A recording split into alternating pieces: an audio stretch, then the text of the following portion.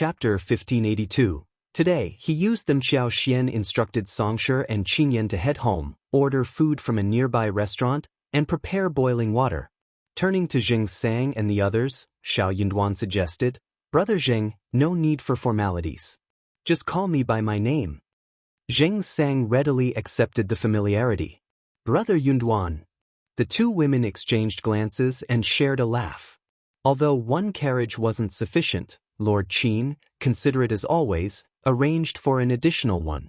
Shao Yunduan and the group traveled to his house in separate vehicles. The children, especially fond of Qiao Xian, accompanied her, Shao Yunduan, Zheng Sang and the rest. During the journey, Wu Guan and Lu Changming expressed their excitement. They felt relieved after finally venting their anger today, hinting at the countless grievances they had endured over the years. Having been fearless warriors on the battlefield, they returned to the city bearing injuries, illnesses, and missing limbs. Once mighty, now they had to endure humiliations and submit for a meal. The stark contrast between their past and present experiences weighed heavily on their hearts. Shao Yunduan couldn't help but sigh inwardly. He acknowledged having used them to his advantage today. Prompted by Lixia's information, he swiftly arrived at the heavenly mansion. While Qiao Xian was unfamiliar with Fu Wenxin, Shao Yunduan recognized him. Observing the fourth prince's attempt to manipulate the crown prince, an idea occurred to him. Why not seize this opportune moment? Rather than rushing forward, he blended into the crowd, opting to observe the unfolding developments. Shao Yunduan exuded confidence, firmly believing that his wife wouldn't succumb easily. Rather than approaching the scene directly, he instructed Lixia to keep an eye on the crowd. When Shao Air brought over Zheng Sang, Wu Guan, and Lu Changming, Shao Yunduan intervened, preventing their progress. Upon revealing his identity and engaging in a brief conversation, Zheng Sang willingly handed over the reins, declaring that he would take charge. When Fu Xin was digging his own grave, Shao Yunduan took the forefront. Anticipating head steward Wen's involvement, he knew the patriarch would show up, driven by the expectation that his son would support him in his old age. Head steward Wen did not disappoint. With Wen Fu Xin carelessly courting disaster, there was no turning back, and head steward Wen had to play along. Confident in the fourth prince's backing, head steward Wen wasn't afraid of failure. As long as he tarnished Zheng Sang's name, the fourth prince would offer unwavering support. It seemed like the matter would eventually be settled as a minor inconvenience. However, fate had different plans for him this time. Even the fourth prince would find himself implicated to some extent. This affair concerned the descendants of soldiers who had fought for the country. Without a proper explanation, the generals wouldn't stand for it. In this critical moment, Zheng Sang took the stage. When he and Shao Yunduan synchronized their efforts, the trap ensnared the uncle and nephew, sealing their fate. Although Shao Yunduan hadn't anticipated the situation escalating to this extent, he found the outcome quite satisfying. The bigger the situation, the better. While the crown prince insisted on maintaining an appearance of normalcy, Shao Yunduan believed in divine retribution for the wicked. Regardless, he went with the flow. Upon reaching Qiao Xian and Shao Yunduan's home, Lixia swiftly prepared hot water, bathing the children and combing their hair. The dishes ordered from the restaurant arrived promptly. 2 tables were set with 8 dishes and 1 soup each. Shao Yunduan and the others even ordered 2 pots of wine. Qiao Xian dined at the kitchen table with the children. If you find any errors, ads pop up, ads redirect, broken links, non-standard content, etc., please let us know reports so we can fix it as soon as possible. Chapter 1583. Sadness. The restaurant, seemingly ordinary, boasted a menu of comforting home-cooked dishes. Mushroom roasted chicken, lamb roasted with onions, beef brisket stewed with white radishes, stir-fried meat, vermicelli cabbage, pork. The array was enough to elicit greedy expressions from the children.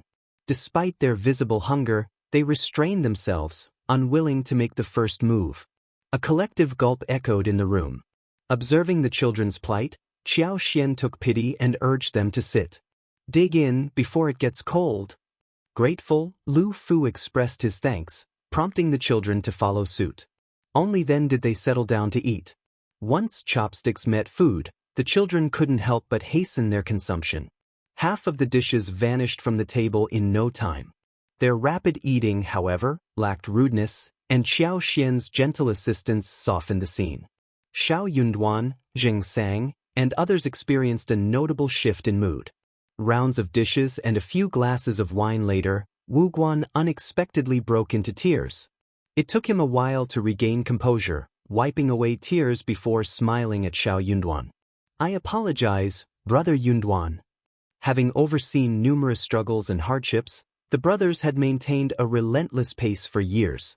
Gathered around a table, sharing a decent meal and laughter, they reflected on the distant past.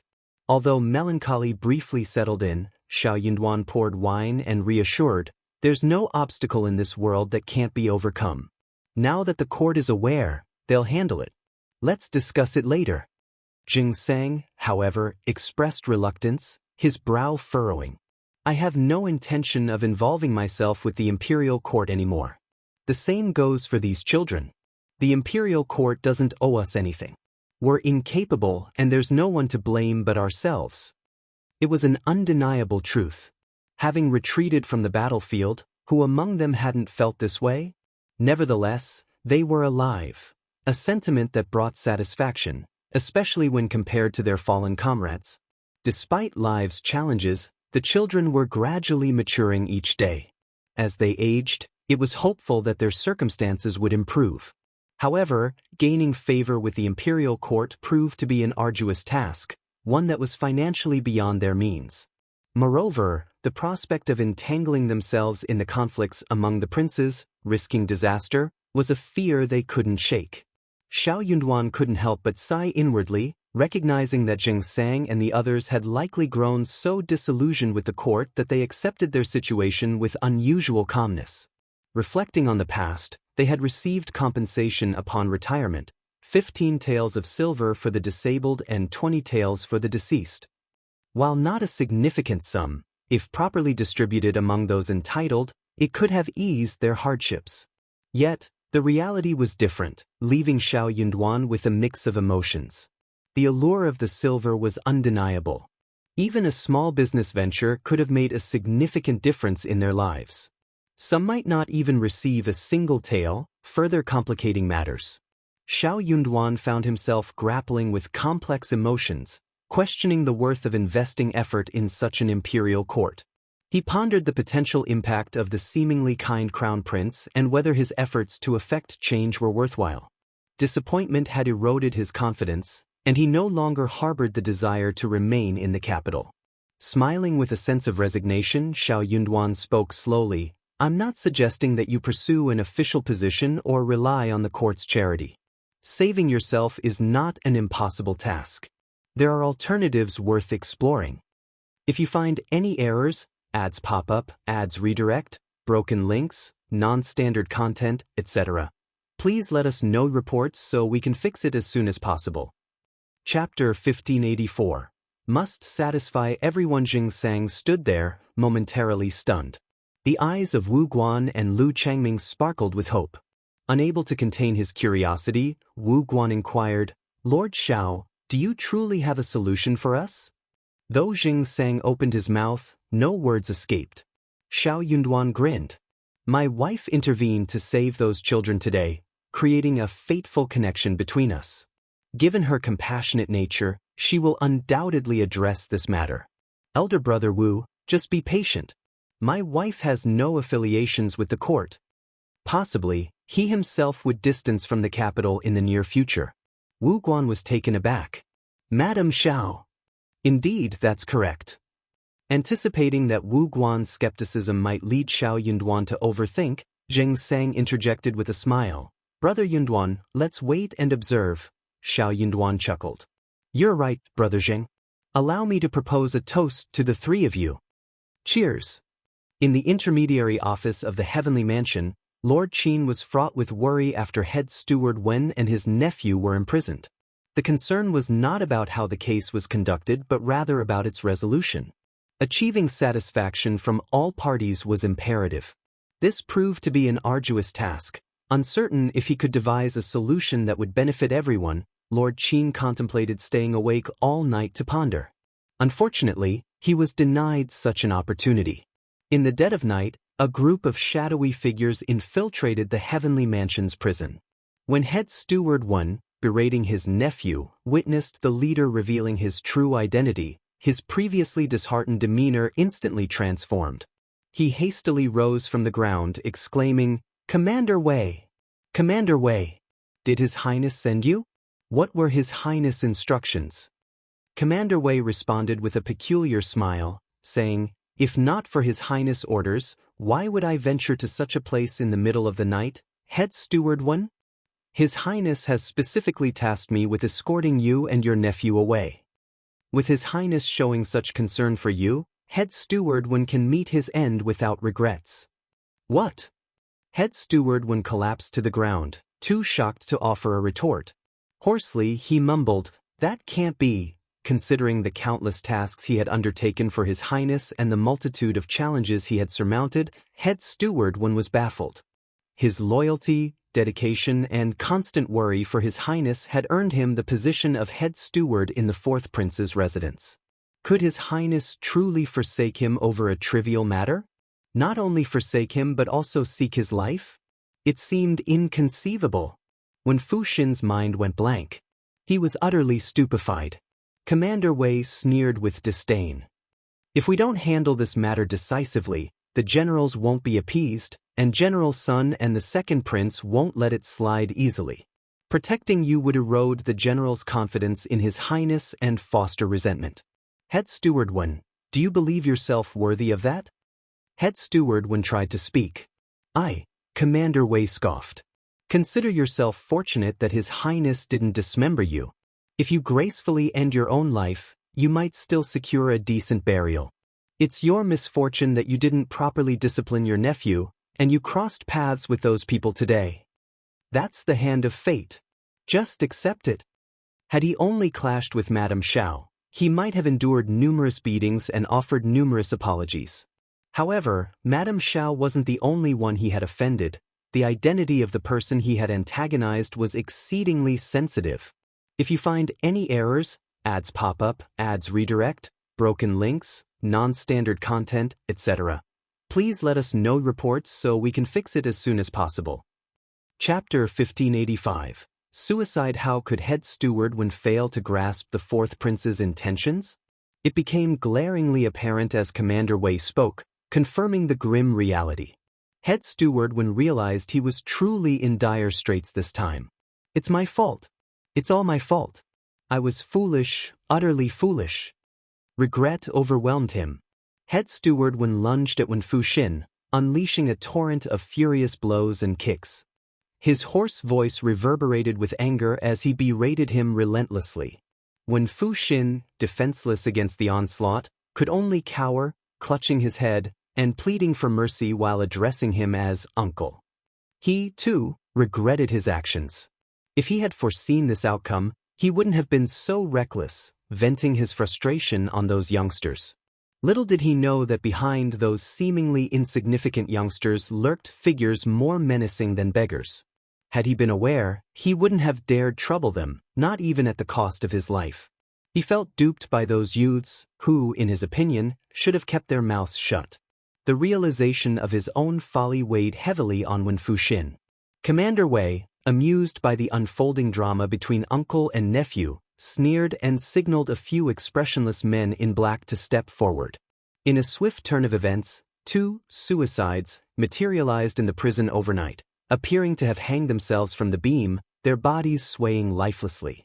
The following morning, Lord Qin, who had spent the night sleepless with a pounding headache, was met with an even more staggering revelation. Head steward Wen and his nephew had apparently taken their own lives in the Heavenly Mansion's prison. The shock was so intense that Lord Qin nearly lost his footing. A wave of frustration washed over Lord Qin. He berated himself for his carelessness. The events of the previous night had left him so bewildered that he failed to consider the consequences. Lord Qin couldn't fathom why the Crown Prince would resort to suicide out of fear of punishment. It seemed an unnecessary act. More likely, the fourth prince had silenced him to prevent disclosure of sensitive information. As head steward of the prince's residence, head steward Wen likely held numerous secrets about the fourth prince, making a swift decision from the prince understandable. However, with the death occurring in his domain, Lord Qin faced the repercussions. The dilemma weighed heavily on him, and he pondered his next course of action. Enduring his headache, Lord Qin ordered the removal of the corpses, instructing their proper placement. Simultaneously, he summoned 2 grandmasters to strategize. Following the discussion, he dispatched messengers to report to the fourth prince's residence in the East Palace. Ultimately, Lord Qin personally visited the East Palace to apprise the Crown Prince of the situation and extend his apologies. He acknowledged that had he been more vigilant, the tragedy might have been averted. The Crown Prince sighed, expressing his regret. They possessed some courage, but this extreme step was unnecessary. Nonetheless, if they've chosen this path, there's little we can do to dissuade them. Let's conclude the matter here. Proceed to my fourth brother's residence to discuss closing the case, then inform Officer Shao and General Zheng. Yes, Crown Prince.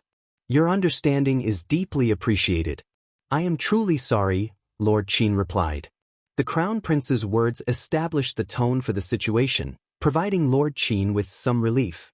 Yet, a sense of bewilderment lingered. Was the Crown Prince's sigh genuine or feigned? Lord Qin found himself unable to discern the Crown Prince's true sentiments, contemplating the enigma of the higher-ups' thinking. In the end, he sighed in resignation. The Crown Prince remained an enigma, his thoughts unfathomable. If you find any errors, ads pop up, ads redirect, broken links, non-standard content, etc., please let us know reports so we can fix it as soon as possible. Chapter 1586. Too terrifying in truth, the benevolent Crown Prince genuinely held these sentiments, and his emotions were sincere from the depths of his heart. Reflecting on Shao Yunduan's words spoken at the heavenly mansion in front of the fourth prince the previous day, the Crown Prince felt a sudden pang of sympathy for his brother. Simultaneously, he understood that Shao Yunduan likely harbored resentment against him. Recognizing this, he grappled with conflicting emotions. Lord Qin, pushing aside his tangled thoughts, hastened back to the fourth prince's residence. The fourth prince conveyed surprise, shock, heartache, and sighs, ultimately expressing a mix of sadness and magnanimity.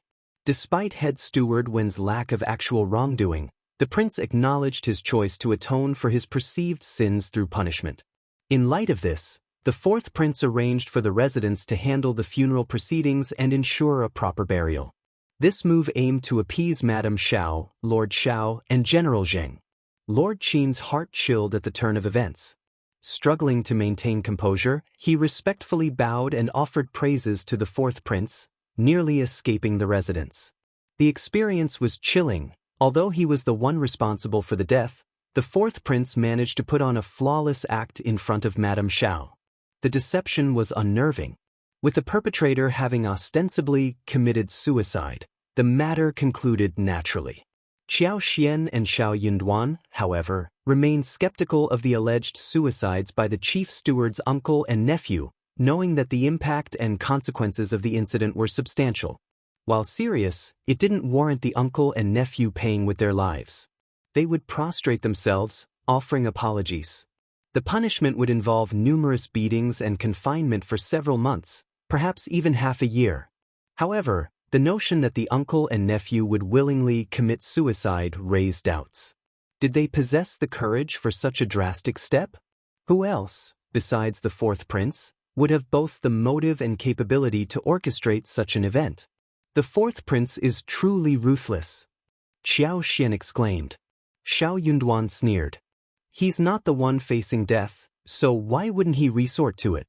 Despite his abilities, he remains a servant.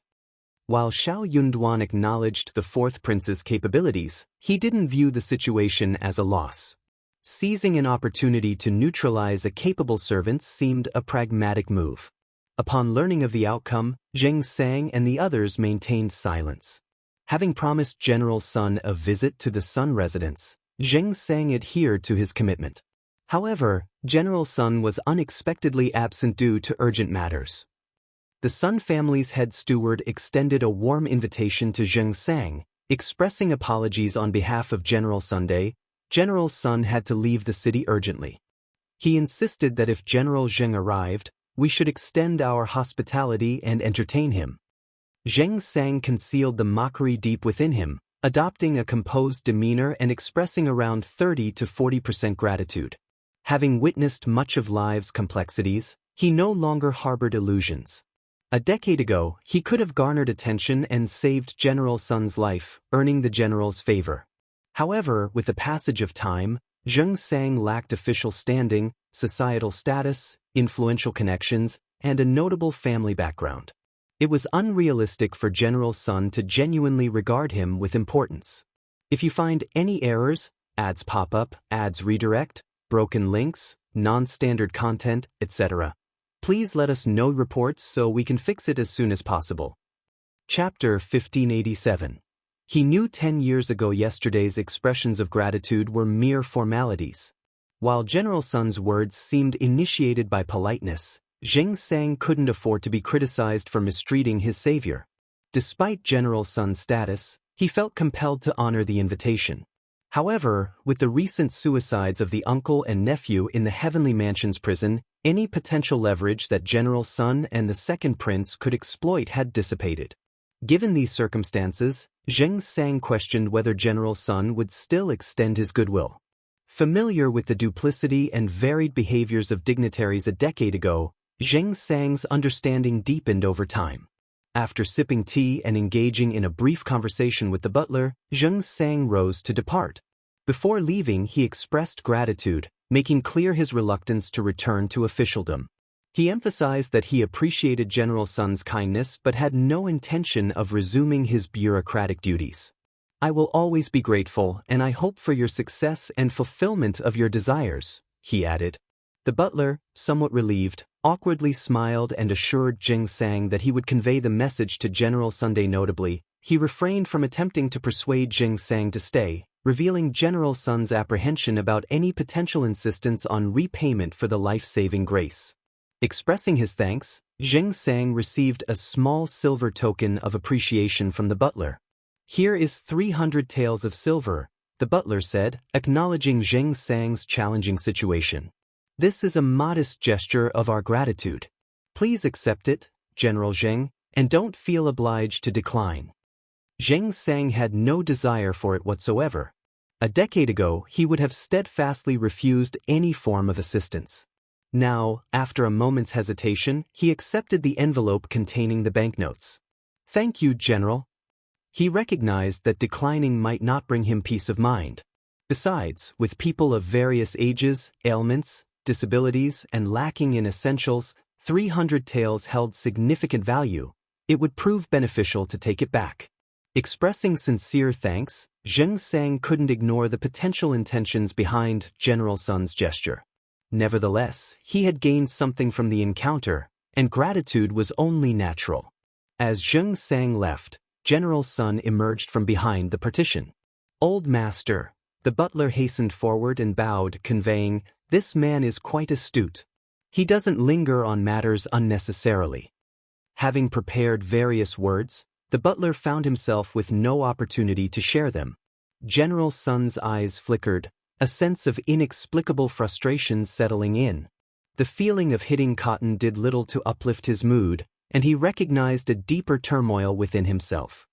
"Let it be." After a brief pause, General Sun uttered these words and walked away with firm strides. "If you find any errors, ads pop up, ads redirect, broken links, non-standard content, etc., please let us know reports so we can fix it as soon as possible." Chapter 1588. What is he trying to do? He was a beggar who had left the bureaucracy 10 years ago, now struggling in destitution. Regardless of his past bravery and excellence, in Emperor Xian's eyes, such an individual was considered worthless and not worth the emperor's attention. Shao Yunduan received a summons to appear in court. Kneeling in the intermediate hall of the Thousand Autumn Palace, Shao Yunduan faced the emperor's scathing reprimands. Emperor Xian of Qi, known for his intelligence, was also conceited and selfish. He had zero tolerance for scheming or anyone, even those who had previously praised him or made significant contributions.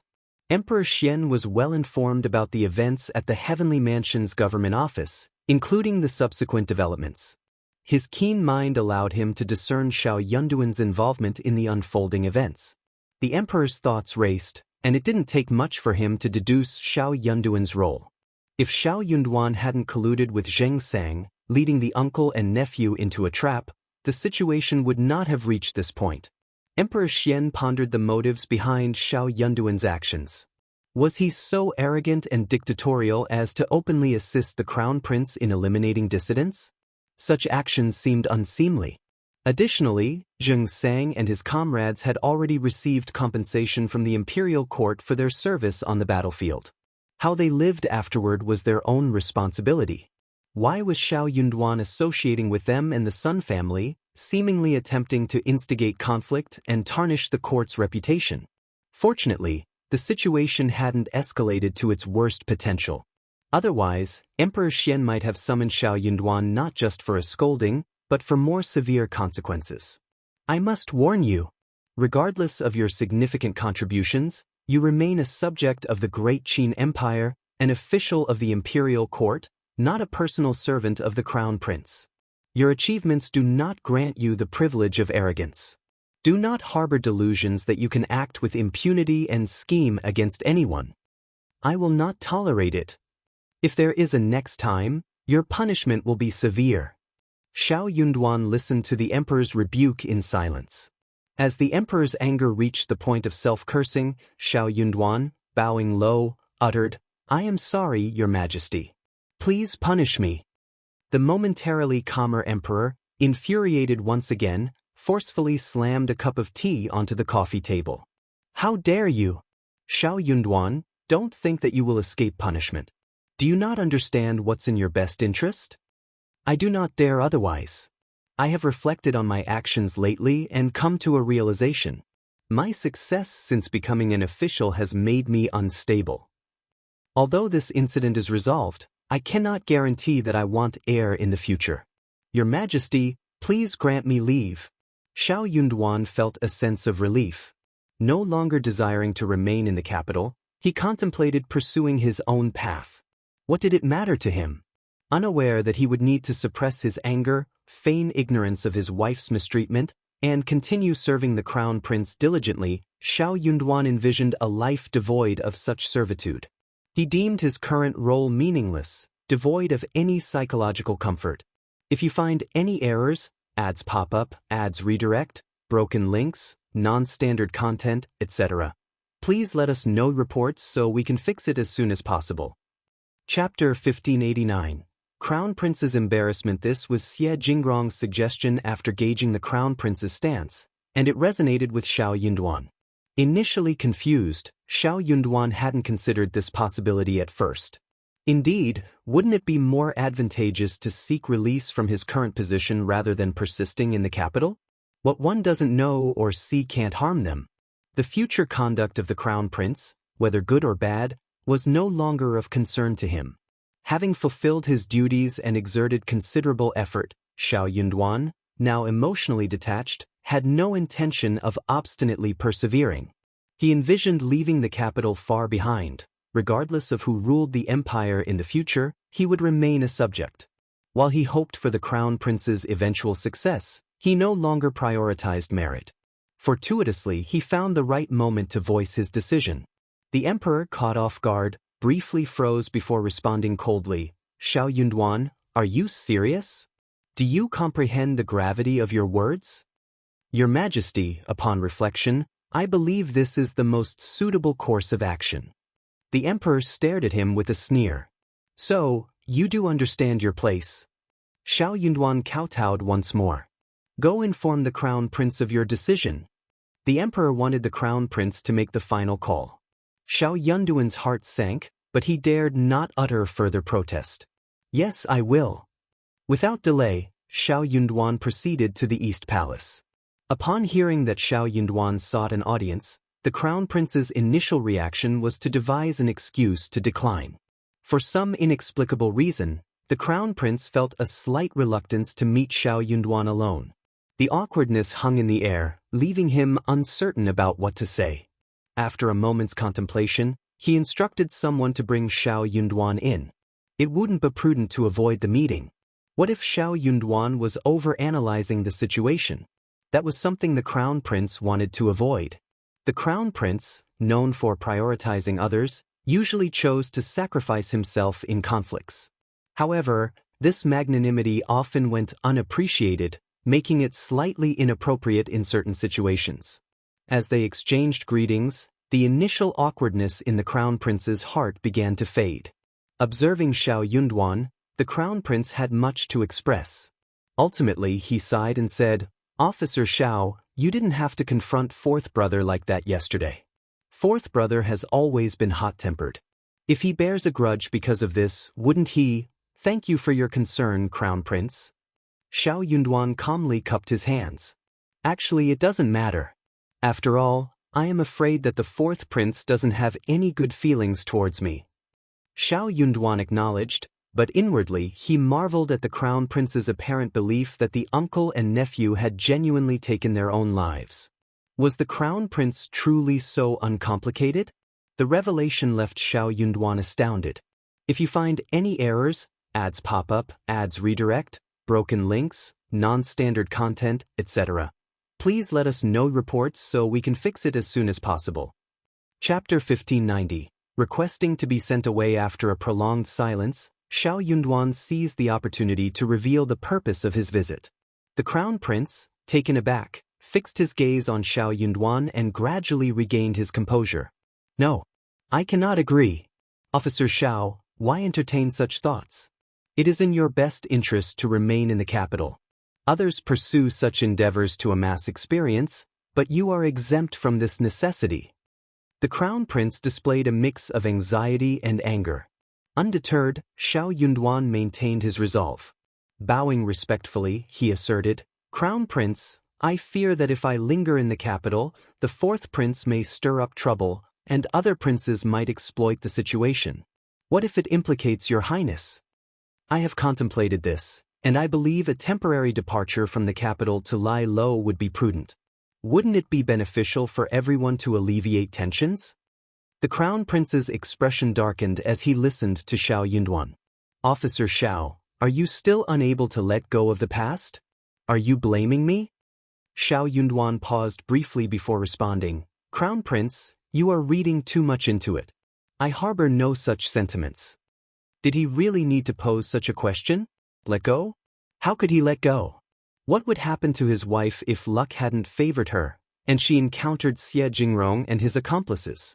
Her survival was due to her own abilities and fortune, but that couldn't serve as an excuse to absolve the Fourth Prince of any wrongdoing. The Crown Prince attempted to console him, stating, "Regardless, Madame Shao returned unharmed. She suffered no harm." How could he say that? As a loyal minister, he had to heed the Crown Prince, but his heart remained frigid. Although Shao Yunduan's denial sounded genuine, the Crown Prince sighed with a bitter smile. "I understand that you still harbor resentment, Officer Shao. But who in this world can act without restraint? There are limits to what one can accomplish. Even as the Crown Prince, I am bound by constraints." Could the Fourth Prince manipulate the Crown Prince's hand with a simple trick, rendering him immobile? Shao Yunduan, maintaining his composure, respectfully responded, "Crown Prince, your wisdom is evident, and I acknowledge it. Despite that, do you still insist on leaving?" inquired the Crown Prince. Shao Yunduan cast his gaze downward and nodded. "Yes, I can gather intelligence for the Crown Prince and avoid conflicts with the Fourth Prince. Would that not be a win-win situation? I may not harbor resentment from the past, but convincing the Fourth Prince might be challenging. If he perceives lingering animosity and seizes an opportunity to strike, what recourse do I have? Would I not be burdening the Crown Prince? That is why I believe it's in everyone's best interest for me to depart from the capital. Crown Prince, please grant me this request." Shao Yunduan knelt down, clasping his hands. "The Emperor summoned me to the court today to reprimand me for the incident at the Intermediate Office of Heavenly Mansion yesterday. I have requested the release of the decree, and the Emperor instructed me to inform you." The Crown Prince's heart sank as he looked at Shao Yunduan, the previously gentle expression now marred. A feeling of disappointment and panic overwhelmed him. He couldn't shake the sense that the bond between him and Xiao Yunduan was irreparably damaged. He resented Xiao Yunduan for magnifying a minor issue and expected more from someone he held in high regard. If you find any errors, ads pop up, ads redirect, broken links, non-standard content, etc., please let us know reports so we can fix it as soon as possible. Chapter 1591. Why are you so unreasonable? Yet, he remained unyielding. Why are you so obstinate? The Crown Prince exclaimed in slight irritation. Reflect on it. Withdraw your request. Xiao Yunduan chose not to engage in argument but rose from his seat and departed. The Crown Prince, seated on the couch, released a prolonged sigh. Frustrated, he sought solace at the princess consort's residence. Welcoming him with enthusiasm, the princess consort served tea with great hospitality. Observing the Crown Prince's disinterested demeanor, Princess Consort grew concerned and inquired, "Crown Prince, what has happened? Is something troubling you?" The Crown Prince seldom discussed political matters with the Princess Consort, who, in turn, refrained from probing into such affairs. However, Xiao Yunduan's situation transcended mere politics. The Crown Prince sighed. Officer Shao requested release today. I cannot fathom why he would entertain such a notion. Oh, Princess Consort was taken aback and exclaimed, Crown Prince did not acquiesce, did he? They could not allow him to leave. He dared to venture where others hesitated, excelling in tasks beyond the capability of others. His contributions were manifold, including pleasant surprises. That year, the imperial plantation yielded a bountiful potato harvest, eliciting joy from the Ministry of Revenue. The emperor, pleased, commended the Crown Prince, declaring him a boon to the empire. He asserted that in times of famine, these potatoes could potentially save countless lives. Such merit was priceless and irreplaceable. And Xiao Yunduan had orchestrated all of this for the Crown Prince. Despite her disapproval of Qiao Xian and the belief that Xiao Yunduan was overly lenient toward him, the princess consort still wished for Xiao Yunduan to remain by the Crown Prince's side and offer his assistance. The Crown Prince, inherently kind-hearted, faced limitations with aides and confidants constrained by their reputations. In contrast, Xiao Yunduan, a fearless youth, operated without as many worries and constraints. What hindered others did not impede him. The Crown Prince needed such a fearless ally. Shaking his head with a bitter smile, the Crown Prince remarked, I urged him to reconsider, but Officer Shao remains resolute. He won't change his mind. The princess consort expressed displeasure, stating, as a minister and with the Crown Prince as the heir, as a scholar and the primus, doesn't he understand the principle of hierarchy? If he's loyal to the Crown Prince, he shouldn't speak that way. You misunderstand him. The Crown Prince hesitated before revealing Xiao Yunduan's lingering dissatisfaction with Qiao Xian's kidnapping. Princess Consort grew even angrier and felt a twinge of embarrassment. The fourth Princess Consort had approached her, apologizing and explaining that the fourth prince had saved her grandson's life at the cost of almost losing his own. While proud of her grandson's luck, Princess Consort found the fourth Princess Consort's request reasonable and couldn't refuse. She agreed immediately and sought to persuade the Crown Prince. Facing pressure, the Crown Prince accepted the favor, giving in to Princess Consort. If Xiao Yunduan harbored issues with this matter, it implied Princess Consort had erred. Naturally, she wasn't pleased. This is even more unjustifiable. Lord Shao, can't you grasp such a simple principle? Fourth brother saved our grandson. We must reciprocate. Ms. Qiao is unharmed, isn't she? What is there to argue about? Is Lord Shao willing to harm us all? That's too much. If you find any errors, ads pop up, ads redirect, broken links, non-standard content, etc., please let us know reports so we can fix it as soon as possible. Chapter 1592. Ms. Qiao must have instigated it. If I may speculate, Lord Shao wouldn't act so thoughtlessly towards the Crown Prince. Perhaps it's Ms. Qiao who is influencing him. Maybe Ms. Qiao is behind the request for release. It's difficult to say. That could be the case. The more the princess consort contemplated, the more she believed she was correct, and the more she grew disdainful of Qiao Xian. She sighed, unable to suppress her disappointment. Born into a humble family with no proper upbringing. What a pity for Lord Shao, her words raised doubt in the crown prince. He fell into contemplative silence. Princess consort sneered. I've been saying that Miss Qiao will run into trouble sooner or later, and I am right. A virtuous wife should steer clear of such complications. Crown Prince dismissed it with a wave. That's their family affair. Let's not dwell on it. Princess consort felt a twinge of frustration. The family affair? While true, if it jeopardized the Crown Prince's interests, it ceased to be a simple family matter. She couldn't fathom why the Crown Prince indulged Ms. Qiao to such an extent. It was perplexing. What's your plan? What else could he do? Crown Prince sighed. Wait and observe. At the Shao mansion, Qiao Xian, Shao Yunduan, Xie Jingrong, and Zhao Shu engaged in a discussion. The possibility of Shao Yunduan leaving the capital hung in uncertainty.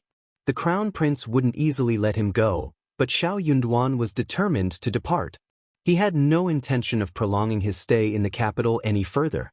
He couldn't bear to see Qiao Xian harmed again.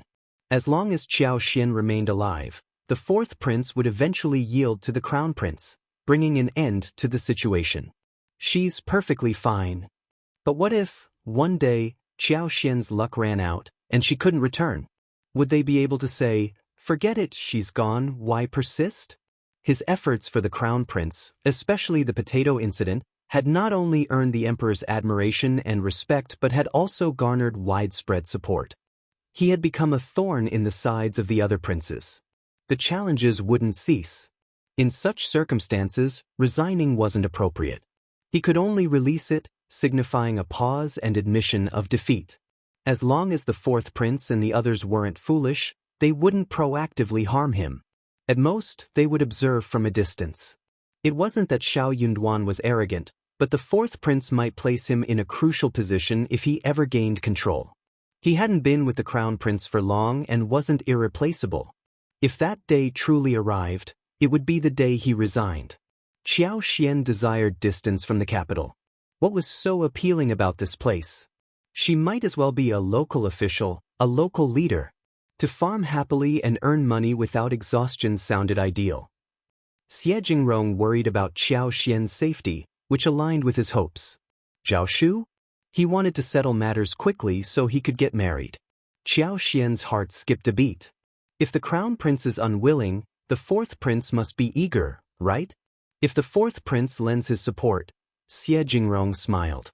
That's a solid plan, but we must proceed with caution to ensure that no one discovers our intentions. I'll devise another approach for Princess Consort's family. Shao Yunduan chuckled. Regardless, my decision remains unchanged. If the Crown Prince values our connection, he'll acquiesce. Over time, word of Shao Yunduan's departure from the capital started circulating. The fourth prince became intrigued and sought to verify the accuracy of the information. If you find any errors, ads pop up, ads redirect, broken links, non-standard content, etc., please let us know reports so we can fix it as soon as possible. Chapter 1593. Tit for tat. The Crown Prince seethed with anger, adamant about rejecting anyone associated with the East Palace. However, Shao Yunduan's demeanor remained ambiguous and perplexing. Contrary to appearances, Shao Yunduan's stance was crystal clear.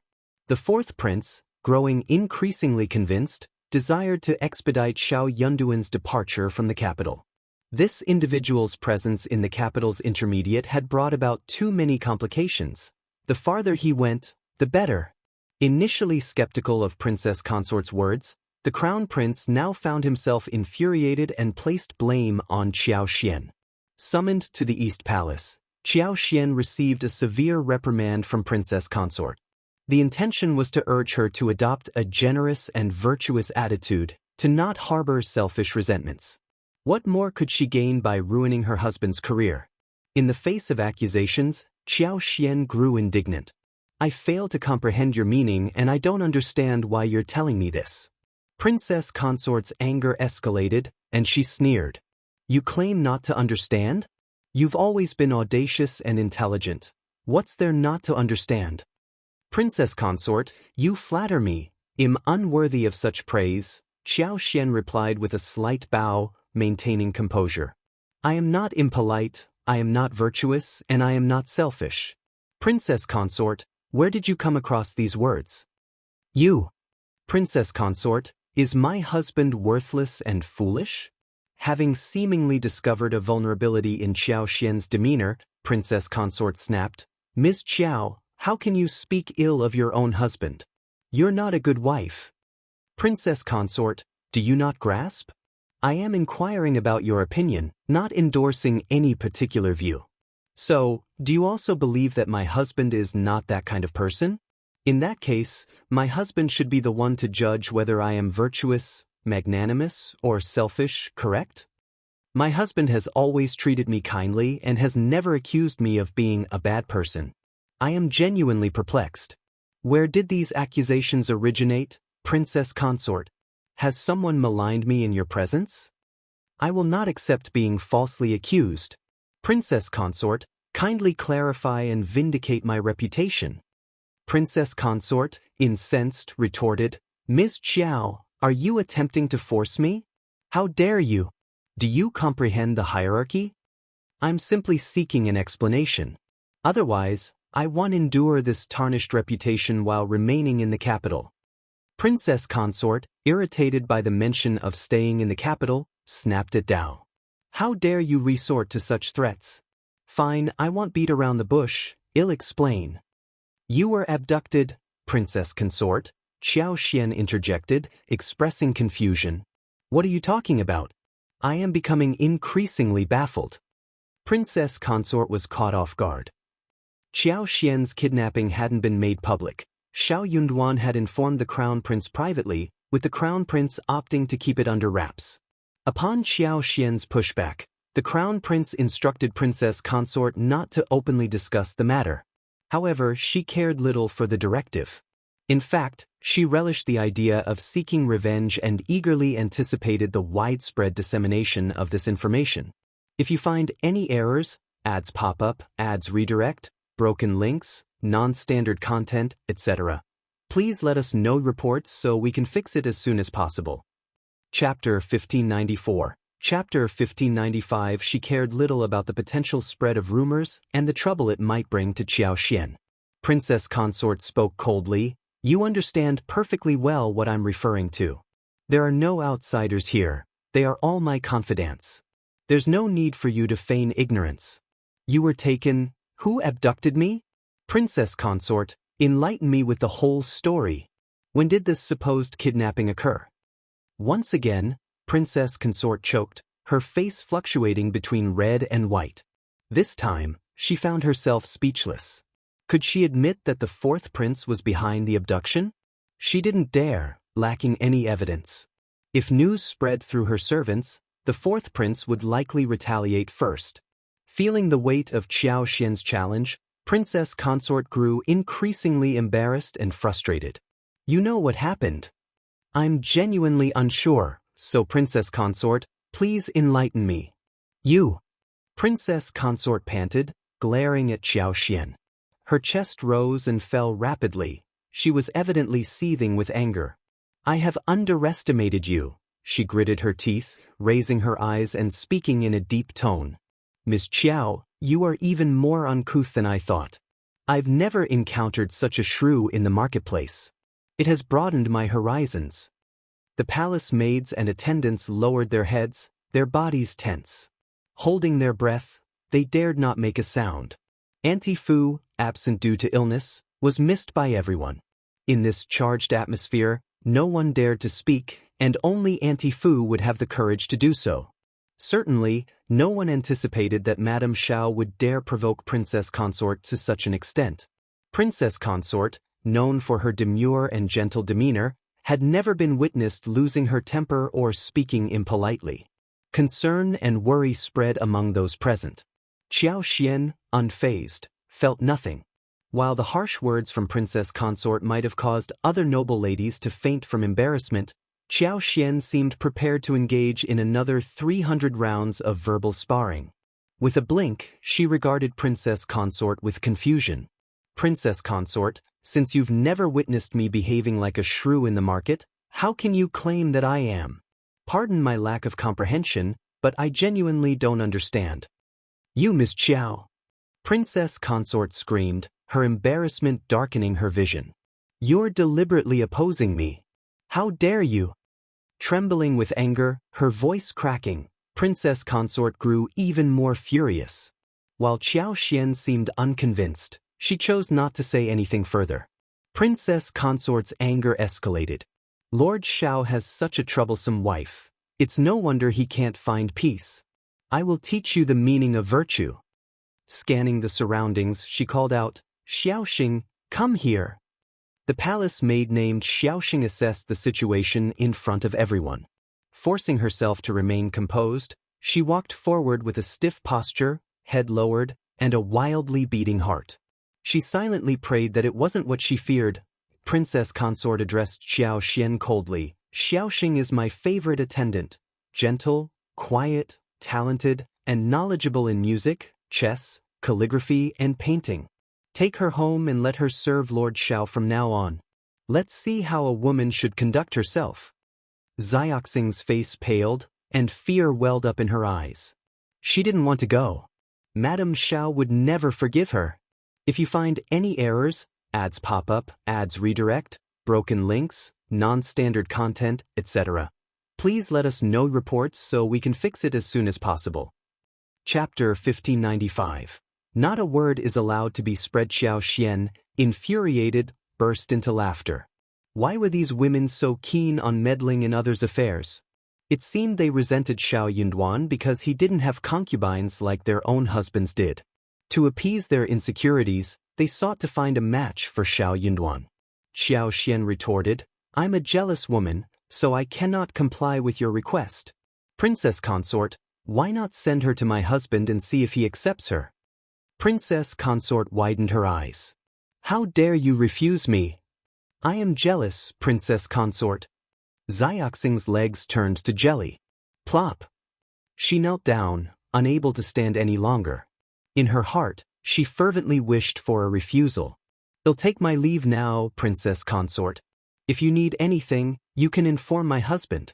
As long as he doesn't mind, I don't mind either. I'll defer to his judgment. I wouldn't dare to trouble Princess Consort further. I'll take my leave. Xiao bowed and departed slowly. Princess Consort, frustrated, glared at Xiao, attempting to halt her. But what did it matter if she kept Xiao there? This person was simply incorrigible. As a member of the government and the crown prince's wife, could she administer a lesson and punish her as she did with the intermediate servants in the East Palace? Clearly not. Furthermore, she would not stoop to such disgraceful and ungentlemanly behavior, enough for others to mock her behind her back. Princess Consort seethed with anger. She trembled with fury, her breath erratic. What an audacious Miss Qiao! She was excessively arrogant. Where did she find the audacity to behave this way? Princess Consort took a deep breath, closed her eyes, and spoke coldly, if word of today's events spreads, none of you will be spared. Remember, each and every one of you. The maids hastily knelt down. Yes, Princess Consort. All of you may leave. Understood. The more Princess Consort dwelled on the situation, the angrier she became. She stood motionless, seething with indignation. Xiao exited the prince's mansion and entered the carriage.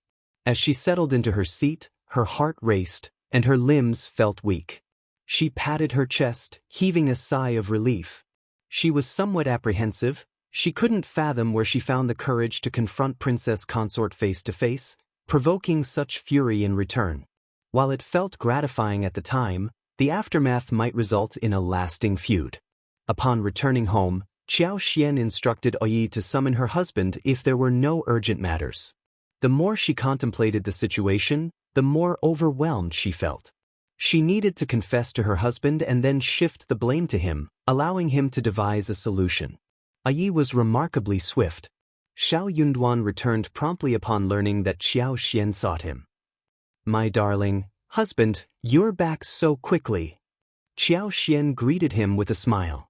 Now that she had regained composure, her limbs felt invigorated. Shao Yunduan raised an eyebrow, appraising her. Xiao led him to sit down and said eagerly, "It seems I've caused you some trouble."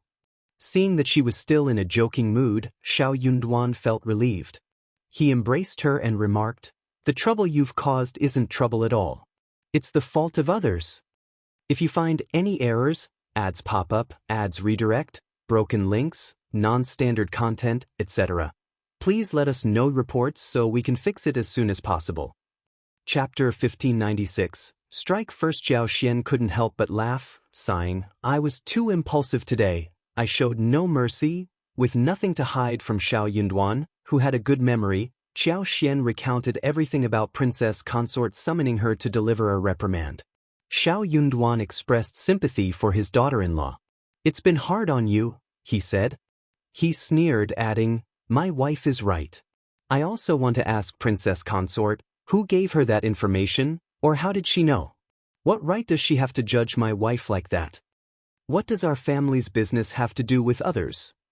I really can't stay in the capital anymore." Qiao laughed self-deprecatingly. "Of course, that makes me so angry. Why am I not virtuous and selfish?" Shao Yunduan smiled and kissed her face, praising her with an indulgent look. "That is nonsense. My wife is virtuous, generous, and kind-hearted. You are the best in my heart." Covering her face, Qiao smiled, lying in his arms.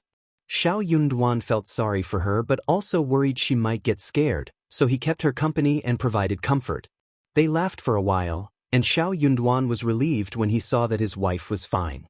Thinking about what she had told him, he couldn't help but feel angry again. "Oh yes." Qiao suddenly remembered something and said, "Princess Consort is going to complain to the Crown Prince. I have seen through her, and God knows how much she will twist the truth.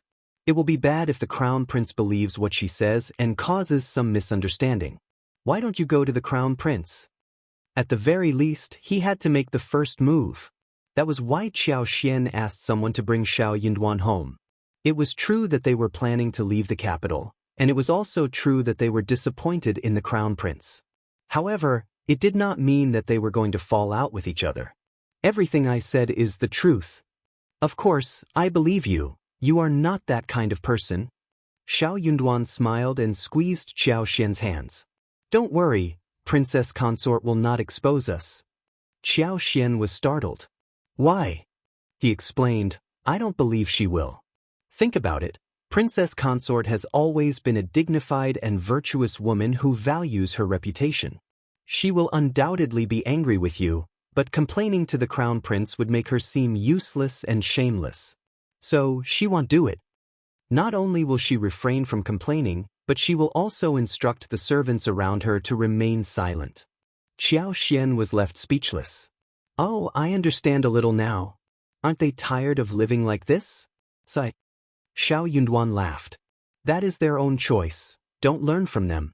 I hope that no matter what happens, you will confide in me." Qiao chuckled. "Don't worry, I am very good at that." They exchanged smiles. Shao Yunduan said, "Just pretend that you have never told me about this." "Okay." Qiao pondered for a moment and said, "I am scared and regretful about such a disgraceful thing. Of course, I don't dare to say it, and I wish it had never happened." Shao Yunduan stifled a laugh and nodded seriously. "Exactly. If you find any errors, ads pop up, ads redirect, broken links, non-standard content, etc., please let us know reports so we can fix it as soon as possible." Chapter 1597. Complaint. Shao Yunduan gently caressed her face and spoke with sympathy. "My poor wife, you must be frightened and filled with regret. You must be going through a terrible time." Qiao couldn't help but chuckle within the warmth of his embrace. As anticipated, the Princess Consort refrained from airing her grievances to the Crown Prince. Despite her anger, she composed herself, presenting a dignified and virtuous facade when she encountered the Princess Consort again. Though she refrained from vocal complaints, hints of her discontent still slipped through. "I attempted to console her, hoping that Miss Qiao would influence Lord Shao upon returning home. Lord Shao values her opinion, but Miss Qiao appears reluctant and uncooperative. I'm concerned that I'm at a loss. I can't decipher her thoughts. I've asked her numerous questions, but she seems unwilling to share anything. Crown Prince, Miss Qiao seems to harbor animosity towards me and the East Palace. But Lord Shao places his trust in her. With her by his side, I fear, the Crown Prince frowned, grappling with conflicting thoughts. If not for Qiao Xian's covert financial assistance, he would have sought Princess Consort's aid to exert pressure on Qiao Xian. In the end, it's not ideal for Lord Shao to be without allies. If you were to inquire, Lord Shao might not refuse. All right, no need to concern yourself with that, the Crown Prince interjected, cutting off Princess Consort. Hadn't he mentioned it jokingly? Fortunately, he only voiced it half seriously. Even if refused, it wouldn't be overly awkward. Once was sufficient. Erase the plan. Tomorrow, send some pastries to the Shao mansion and deliver them to Ms. Qiao. Have someone engage her in conversation, persuade her. She might not voice her concerns in your presence, but it could be more effective coming from the servants and maids. Princess Consort seethed with annoyance. She was tempted to flatly reject him. Today, Miss Qiao exhibited no mercy and left in a haughty manner. Yet, in the end, Princess Consort dispatched someone to deliver pastries to Miss Qiao the next day as a gesture of consolation and an attempt to coax her into a civil conversation. Miss Qiao would likely revel in the notion that she was receiving an apology. The situation was undeniably exasperating. Even the Empress, noble consort, and troublesome sisters-in-law in the palace had never subjected her to such humiliation. But compelled by the Crown Prince's statement, she found no grounds to refuse. Yes, Crown Prince, I understand. Through gritted teeth and considerable frustration, Princess Consort managed to force these words out in a tone that resonated across the entire area. While Qiao Xian had initially intended to visit Lu Fu, Qing Lian, and Qiao the next day, Princess Consort had preemptively sent someone. Upon their arrival, Auntie Liang and the two maids were welcomed, expressing gratitude for the 2 boxes of snacks. Qiao Xian couldn't decipher Princess Consort's intentions. One thing remained certain: her husband's intuition was correct. Princess Consort refrained from escalating the situation. Had she intended to do so, today's envoy would not have delivered snacks but demanded an apology. Expecting Auntie Liang to depart after offering snacks, Qiao Xian was surprised when she revealed that Princess Consort desired a private conversation. Instructing Li Xia and Li Qiao to stand guard at the door, the 2 accompanying maids awaited outside the parlor. As a witness to the events of the previous day and Princess Consort's confidant, Auntie Liang did not extend a warm welcome to Qiao Xian. If you find any errors, ads pop up, ads redirect, broken links, non-standard content, etc., please let us know reports so we can fix it as soon as possible. Chapter 1598. Mrs. Shao is reasoning. The situation remained unchanged. Pride emanated unabated, and her words lacked any semblance of courtesy. Princess Consort seemed to be seething with anger from the previous day, as evidenced by Auntie Liang's unapologetic revelation. Employing both gentle persuasion and coercive tactics, she made clear the repercussions if Qiao Xian failed to prevent Shao Yunduan from departing the capital. His career would crumble, and Qiao Xian would bear the blame. Auntie Liang spared no criticism, accusing Qiao Xian of pettiness, selfishness, and callousness.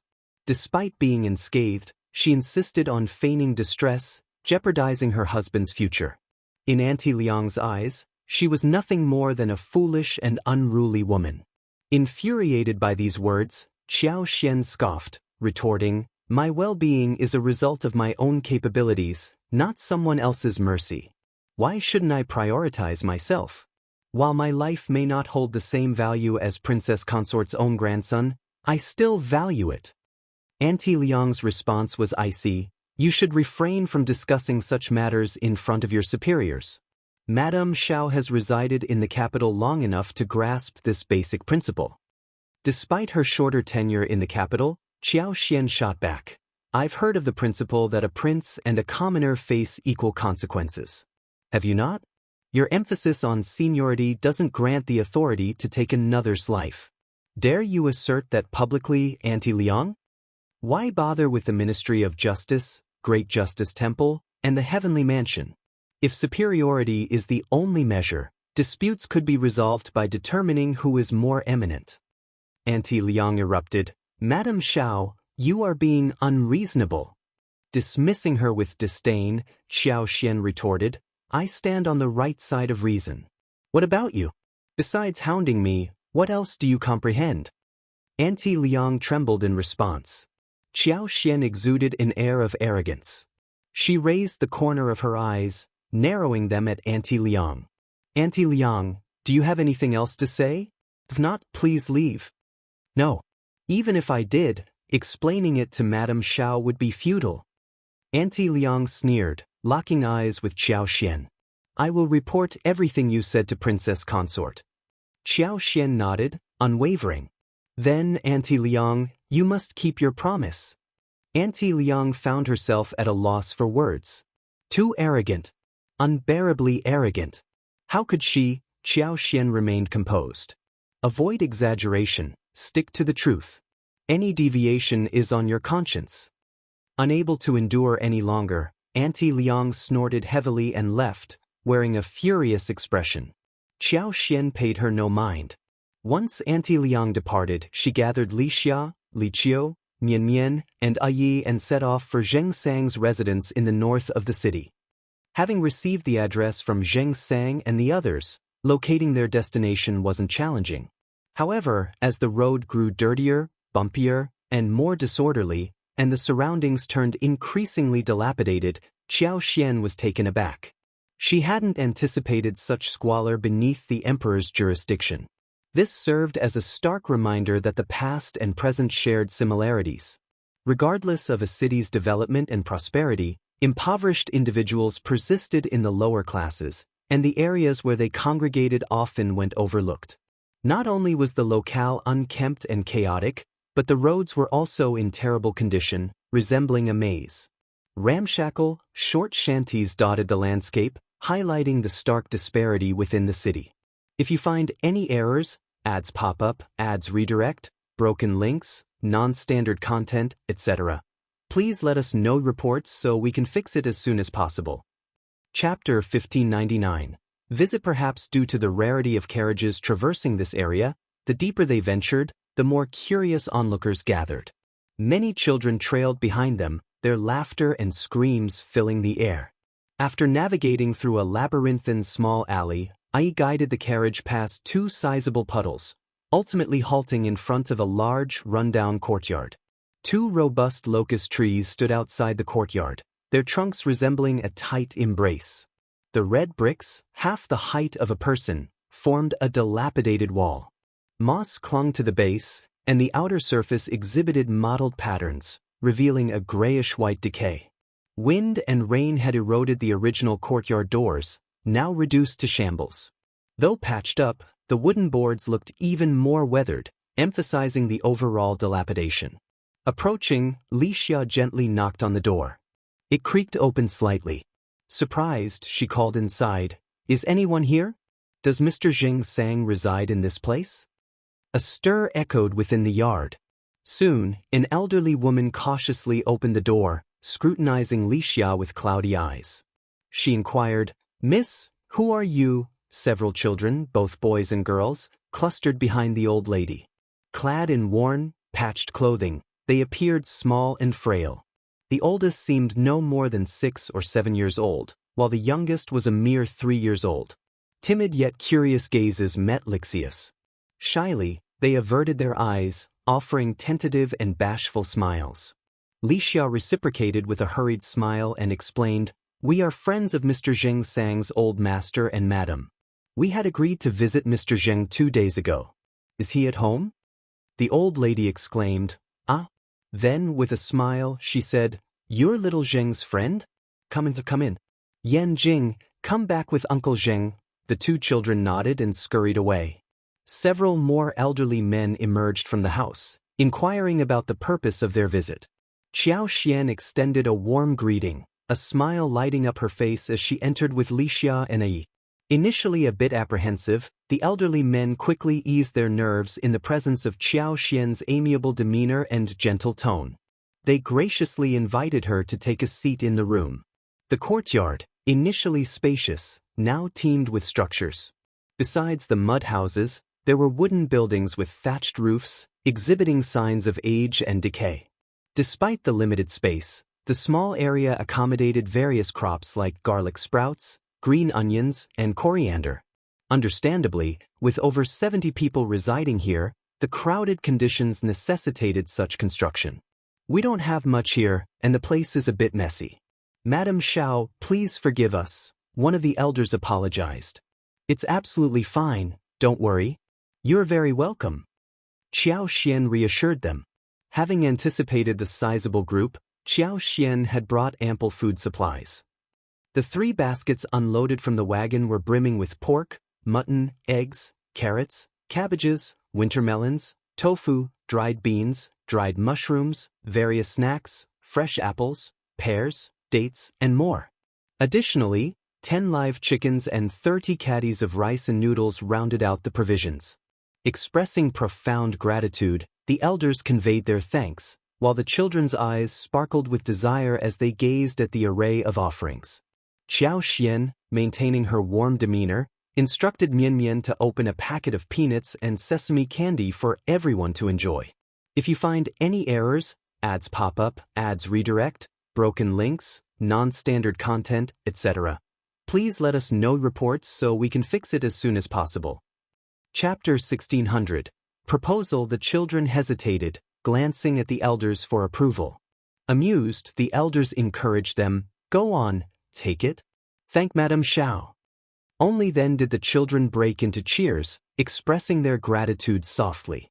Xianxia and his brothers, who happened to be at a warehouse a few streets away transporting goods, quickly delegated their tasks to rush back upon hearing the news.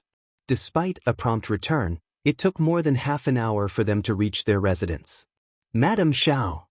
Xianxia, having washed up and changed his clothes, entered the hall with an apologetic expression. "I'm sorry. I had no idea you were coming today." Xian reassured him with a smile. "I understand that you're busy. Waiting a bit longer is no trouble at all. Brother Zheng, you're very welcome." Xianxia smiled and proceeded to introduce Xian to the elders. Aware that Xian was the same Miss Qiao who had assisted their children a few days ago, the elders expressed their gratitude with smiles. After a brief exchange of pleasantries, it became evident that Xianxia had matters to discuss with Xian, prompting everyone else to take their leave. "Madame Shao, thank you so much." Assuming Xian and Shao Yunduan's visit was merely a formality, Xianxia was pleasantly surprised by Xian's presence and the generous offerings she brought. Xian smiled, surveying the room, and addressed Xianxia straightforwardly. "I can see that you're a straightforward man, so I won't beat around the bush. It must be challenging for you to lead such a large family." Xianxia wore a bitter smile. Among the group were the disabled, the sick, the elderly, the young, the frail, the women, and the children, all already burdened with hardships. With no family background to support them, their sorrow was palpable. "Since our paths have crossed, I have an offer for you. Would you be open to considering it?" Had it been General Sun or the Crown Prince, Xianxia would have promptly declined. However, contemplating Xian's proposal, he hesitated before responding, "Please, go on." Having witnessed Xian's compassion and equality in their treatment, particularly towards the rescued children, Xianxia sensed a genuine sincerity. Xian smiled, elaborating, "We own a farm in Cloud Water Town with over 200 mu, and I am planning to acquire several hundred more mu. The land requires cultivation and care. If Brother Zheng is willing, why not join us? For us, matters of public and private concern are private. We'll provide you with housing, accommodation, farming tools, employ you for cultivation under a contract, and ensure monthly remuneration. Additionally, we'll allocate 3 mu of land for your personal kitchen garden. You can grow a variety of vegetables for personal consumption. If there are leftovers, you can even raise chickens and ducks. What do you think? If you're interested, we can discuss the details later." Xianxia chuckled, surprised that Madame Shao, as an official's wife, possessed such practicality and knowledge of raising chickens and ducks. Nevertheless, he couldn't deny the appeal of the offer. Temptation tugged at him. If you find any errors, ads pop up, ads redirect, broken links, non-standard content, etc., please let us know reports so we can fix it as soon as possible. Chapter 1601. Tempted. Despite receiving 300 taels of silver from General Sun and 200 taels each from the Crown Prince's and the Fourth Prince's residences, they had used a substantial portion to procure medicines for their tortured brothers. The expenses included high-quality ginseng and Ganoderma lucidum, totaling over 100 taels. Remaining cautious, they refrained from touching the remaining silver, preserving it for future herbal remedies and the upcoming winter. Their lack of business knowledge deterred them from taking financial risks.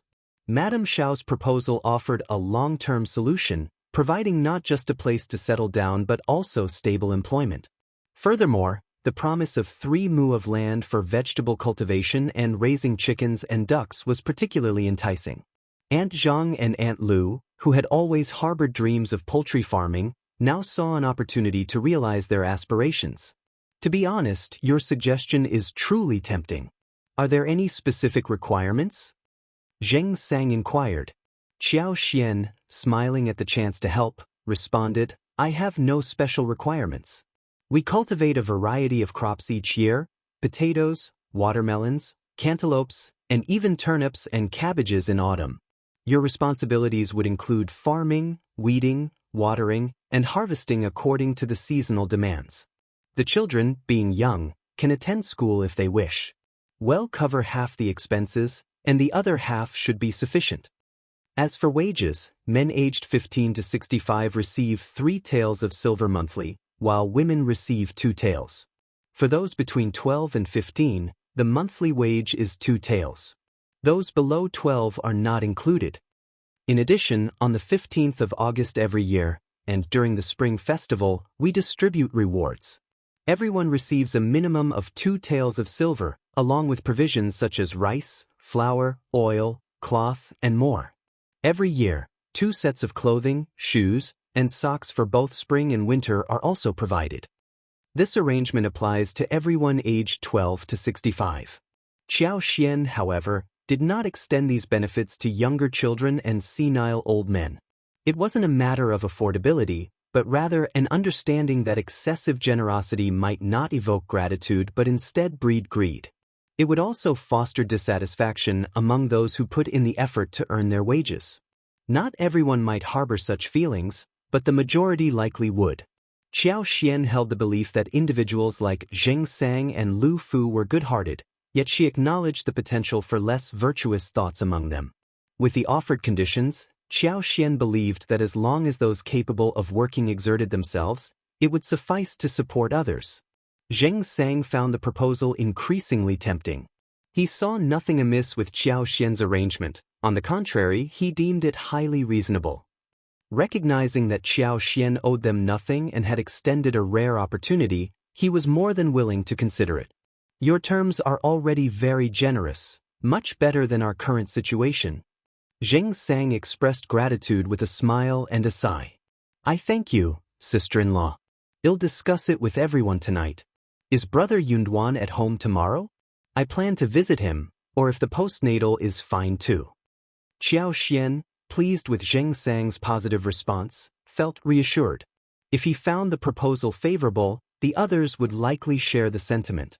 It was genuinely a beneficial offer. All right, I'll eagerly await the good news from you, Brother Zheng. Why don't we meet tomorrow? In fact, our manor was initially looking to hire workers. It's not a special arrangement for you, Brother Zheng. Please don't overthink it, Qiao Xian suggested with a warm smile. If you find any errors, ads pop up, ads redirect, broken links, non-standard content, etc., please let us know reports so we can fix it as soon as possible. Chapter 1602. Promising Sang expressed his gratitude with a grateful smile and a nod. Regardless, I must thank you, sister-in-law.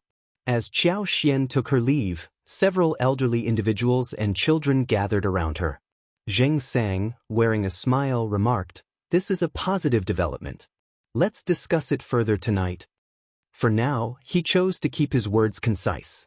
Verbal explanations could be easily misconstrued, and it would prove challenging to clarify later on. It seemed prudent to wait until everyone had spoken their minds. Being trusted by everyone, Xianxia's affirmation carried weight. The anticipation among the group was palpable, especially among those like Wu Guan, Lu Changming, Lu Fu, and Qing Lian who had faith in Qiao Xian and Shao Yunduan. The positive impression of Qiao Xian further solidified as the elders and children interacted with her. In the evening, as those who had made up their minds gathered in the courtyard, the children huddled together eagerly awaiting the news. Xianxia conveyed the details of Qiao Xian's proposal. As expected, the atmosphere became joyous upon hearing the news. Wu Guan, Lu Changming, Lu Fu, and Qing Lian, staunch supporters of Qiao Xian and Shao Yunduan, spoke in favor. Importantly, the current living conditions, grim and oppressive, fueled the collective desire for change. While the mutual support of the community provided solace, the daily struggle left them yearning for something more. Now, presented with a potential path to hope, the temptation was undeniable. Despite the challenges, it seemed no worse than their current situation. The prospect of improvement was too enticing to ignore. Wu Guan and the others, familiar with Shao Yunduan and Qiao Xian, grew anxious, fearing that someone might miss the opportunity to visit the Shao mansion. They urged Xianxia to make the visit the following morning. Brother Yunduan and sister-in-law won't deceive us. There's no need for that. They are being kind. We just have to work hard and not let them down. That's right. This is a rare opportunity. If we miss it, I'm afraid it won't come again. Auntie Qiao is so gentle and good. I hope to see her often in the future. Brother Zheng, you must agree. This is good for all of us. Xianxia, already enticed by the idea, observed everyone sharing the same positive opinion. He nodded with a smile, saying, "In that case, I'll go over and inform them tomorrow. If we can settle it, well, do so as soon as possible." "That is great." All right. Cheers erupted, resonating like the joy of the new year. Witnessing the collective happiness, Xianxia felt a sense of relief, as if a heavy burden had been lifted from his shoulders. He couldn't help but laugh. Early the next morning, Xianxia, accompanied by Wu Guan and Lu Changming, visited the Shao residence. Although Qing Lian and Xiao expressed their desire to go, and other children wanted to join, Xianxia decided to go alone. Having informed Shao Yunduan about the matter the previous day, Shao Yunduan had taken a day off. In the morning, Xianxia and the others arrived to convey their gratitude and acceptance of Shao Yunduan's goodwill. Qiao Xian, brimming with smiles, and the couple began discussing the details. Observing Lu Fu and Qing Lian, Qiao Xian noted that Xianxia had instilled good values in the children. The youngsters, despite their worn clothes, had made an effort to appear tidy. Living in the dilapidated slums, their efforts to maintain cleanliness and order in the crowded courtyard did not go unnoticed. If you find any errors, ads pop up, ads redirect, broken links, non-standard content, etc., please let us know reports so we can fix it as soon as possible.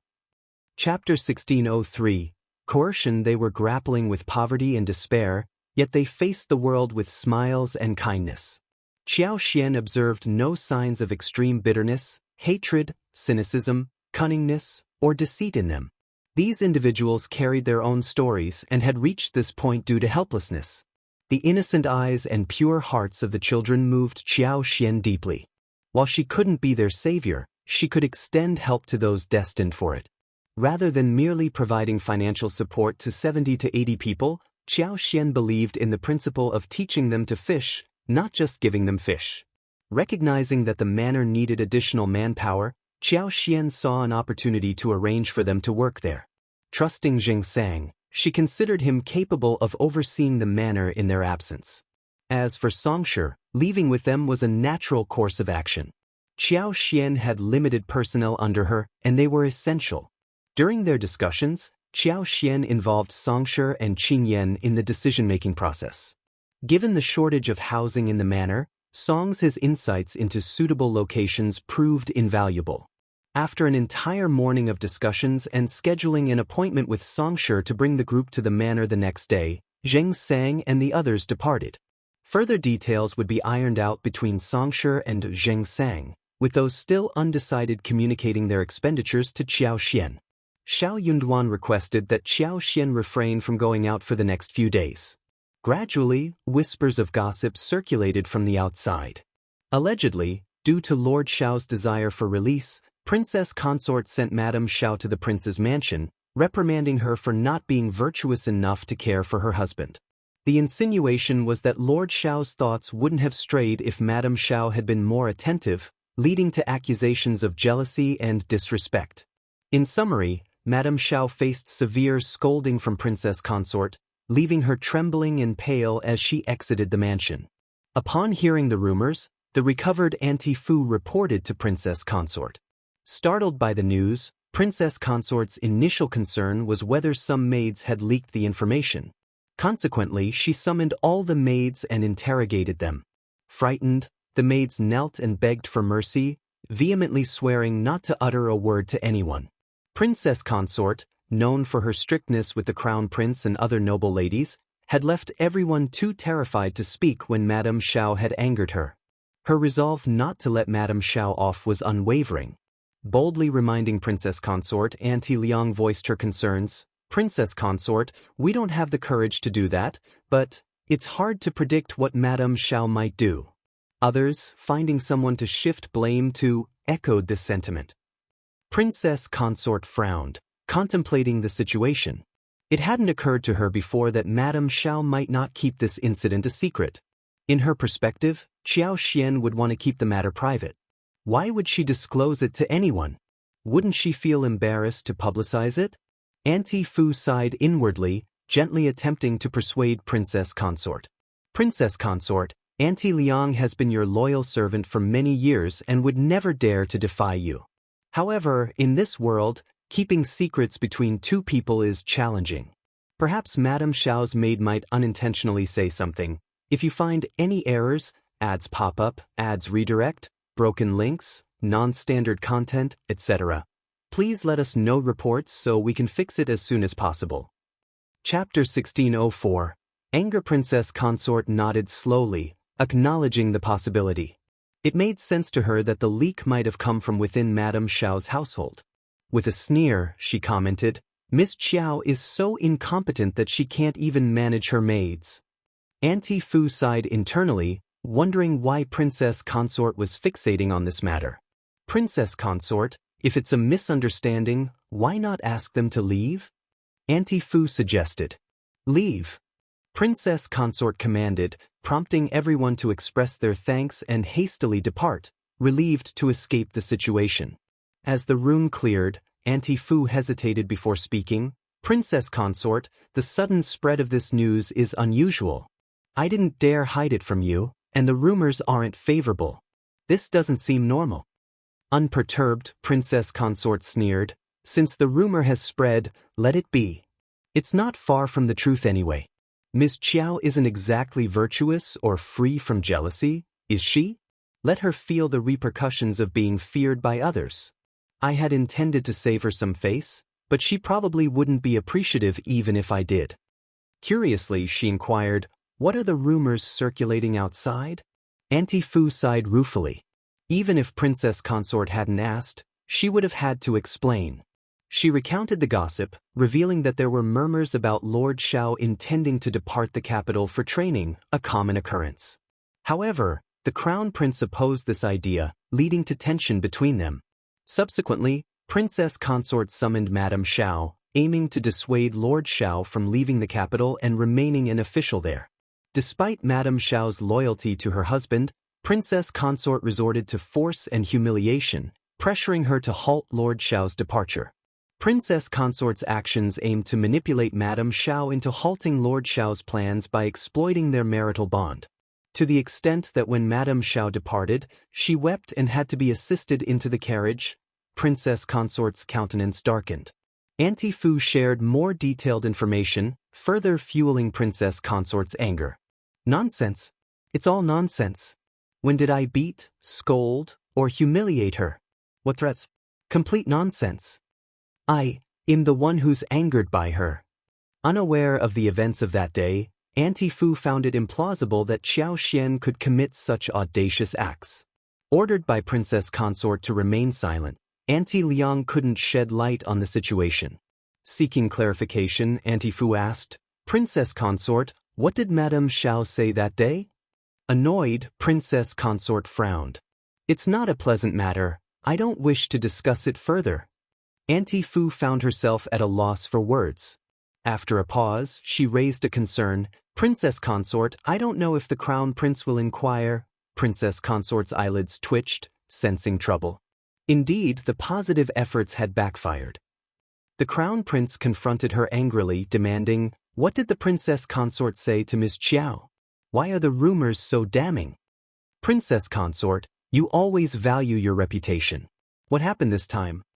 Princess Consort's face turned purple, and she felt on the verge of tears. This humiliation was hard to bear, especially from the Crown Prince, who was the exception to others being rude to her. If you find any errors, ads pop up, ads redirect, broken links, non-standard content, etc., please let us know reports so we can fix it as soon as possible. Chapter 1605. Crown Prince's cold heart because she cared too much. She cared about the Crown Prince's evaluation of her. She cared about her image in the Crown Prince's heart. She feared the existence of any flaws. "I didn't say anything. I explained it to Madame Shao in detail. I told her that Lord Shao's future would be much better if he stayed in the capital. I was just trying to persuade Madame Shao to convince Lord Shao to give up. I don't know how it ended up like that." "Crown Prince, don't you know what kind of person I am?" The Crown Prince stared at her, his expression unreadable, leaving uncertainty about whether he believed her. Suddenly he inquired, "You reprimanded Ms. Qiao for being selfish and jealous, and even claimed she was kidnapped. Is that true?" Princess Consort froze, contemplating a rebuttal. Crown Prince continued, "Officer Shao has already informed me, Princess Consort. Don't deceive me. If you lie to me too, I don't know if there is anyone I can trust." A pang of anguish gripped Princess Consort's heart. She grappled with mixed feelings of relief that the Crown Prince still trusted her and sorrow over his questioning. Yet she couldn't deny the accusation. "Ms. Qiao infuriated me, so you did say that? But you can't blame me for that. Ms. Qiao is so infuriating. She doesn't care about my dignity as the Princess Consort at all, and what she said is really hurtful. Crown Prince, you know that I have always been kind to others, but I don't know why Ms. Qiao is so arrogant. This is the first time I've been so angry." The Crown Prince remained skeptical. "What did she say?" Reluctantly, Princess Consort disclosed the details, concealing her vulnerability in the process. Princess Consort's face flushed red, and the Crown Prince grew visibly agitated as he recounted the embarrassing details. Ms. Qiao had indeed crossed a line. In one aspect, Princess Consort was right. Ms. Qiao truly didn't comprehend the nuances of societal hierarchy. Suddenly, it dawned on the Crown Prince that Ms. Qiao and Officer Shao had always been close. If Ms. Qiao dared to make such statements, could it be Officer Shao's influence? Most likely, the realization struck him hard. The Crown Prince felt a chill in his heart, a profound sadness. It signified that Officer Shao's loyalty had wavered. He was no longer devoted to serving the Crown Prince. The Crown Prince felt a mixture of sorrow and desolation. Ms. Qiao was unharmed, her reputation intact. Was it not proper for him to offer solace himself? Her unyielding stance stemmed from this. His fourth brother had saved his grandson's life. How could he turn a blind eye? If he failed to act, what would be left of his integrity? This could have been a situation with a favorable resolution. Why did it have to unravel like this? Princess Consort observed the Crown Prince, discerning his troubled state. It seemed that his thoughts were not solely focused on her. He harbored reservations about Xianxia as well. Exhaling quietly, she ventured, "Crown Prince, there's a saying among the people, one must not stay in the intermediate. Since Lord Shao is resolute about leaving, why not grant his wish?" He ventured out, faced a setback, and naturally, he pondered the benefits of remaining in the capital, considering your earnest attempts to convince him. If you find any errors, ads pop up, ads redirect, broken links, non-standard content, etc., Please let us know reports so we can fix it as soon as possible. Chapter 1606. Young Master Xia's thoughts. By then, you can devise a plan to bring him back. Currently, he's engulfed in anger, and Miss Qiao not only refuses to calm him down but exacerbates the situation. Lord Shao, being sentimental, becomes even more resentful. Regardless of Lord Shao's rationality, those around him fueling the turmoil can't be restrained. The more you try to convince him, the more repulsed Lord Shao will become. In that case, what's the use of retaining him, Crown Prince? The Crown Prince hesitated, swayed by Princess Consort's persuasions. However, parting with Shao Yunduan remained a heavy decision for him. He fully understood the invaluable assistance Shao Yunduan could provide if he stayed in the Intermediate. Once he left the capital, it would be awkward to request financial aid, and he would inevitably incur substantial expenses in the future. Even the mere contemplation of this dilemma gave him a headache. Observing the Crown Prince's internal struggle, Princess Consort seized the opportunity to continue persuading with a smile. Even if Lord Shao departs, it's acceptable. Isn't Mr. Xie from the Xie family in the Intermediate capital? Frankly, Mr. Xie and my nephew are growing close, forming a tight bond. My sister-in-law visited yesterday and discussed this matter. Young Master Xie appears to harbor aspirations of becoming an official. Given his talent, passing the imperial examinations in the upcoming year is undoubtedly feasible. If he's willing, even before formal appointment, he can still render service to you, Crown Prince. Temptation flickered in the Crown Prince's eyes, and a glimmer of hope diffused through his anxious heart. The public was aware of Xie Jingrong's exceptional abilities. His sudden arrival in the capital and burgeoning closeness to Princess Consort's nephew were conspicuous. It seemed evident he genuinely aspired to attain official status. This was rational. Youthful exuberance often disregards accomplishments. His status and aptitude instilled confidence in him. However, with a few more years of age and maturity, Xie Jingrong yearned to contribute positively and accumulate merits. It was the orthodox path. There must have been some understanding or realization on his part. If Xie Jingrong could remain after Shao Yunduan's departure, it was not an implausible idea. Moreover, as far as the Crown Prince knew, both Shao Yunduan and Xie Jingrong hailed from Yuzhang and shared an amicable relationship, making it even more favorable. I'll consider it. Princess Consort beamed with joy. Certainly. Once you've decided, I'll convey the message to my family. With Xie Jingrong being recommended to the Crown Prince by her family, the Crown Prince began to hold him in high regard. The more Princess Consort contemplated the prospect, the more delighted she became. The Crown Prince nodded and added, "Arrange for someone to speak with Ms. Qiao and offer her a reward. Let everyone see that the rumors should cease."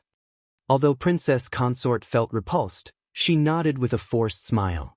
Later, when Qiao Xian visited the mansion as a guest, the rumors were effortlessly dispelled. However, once the Crown Prince left, Princess Consort expressed her grievances to Auntie Fu. Auntie Fu reassured her with a smile, "Princess Consort, you're overthinking it. Madame Shao wouldn't dare to bring it up again, so just pretend it never happened. You're showing great magnanimity." Although Princess Consort often liked to display her magnanimity, she hesitated to do so when facing Qiao Xian. Frowning with a sense of disdain, she muttered, "Let it be." Unforeseen by Princess Consort, it proved challenging to invite Qiao Xian to the mansion at all. If you find any errors, ads pop up, ads redirect, broken links, non-standard content, etc., please let us know reports so we can fix it as soon as possible. Chapter 1607. Claiming illness. Qiao Xian feigned illness, experiencing dizziness, insomnia, and fatigue as she rested in bed.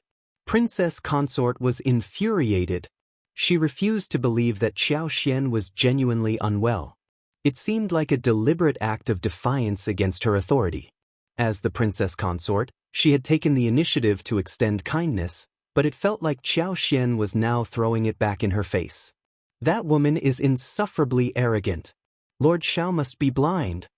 Auntie Fu, though also displeased, attempted to calm Princess Consort down. "Should I go and talk to Madame Shao?" Princess consort sneered, dismissing the idea. No need. I won't lower myself to beg her.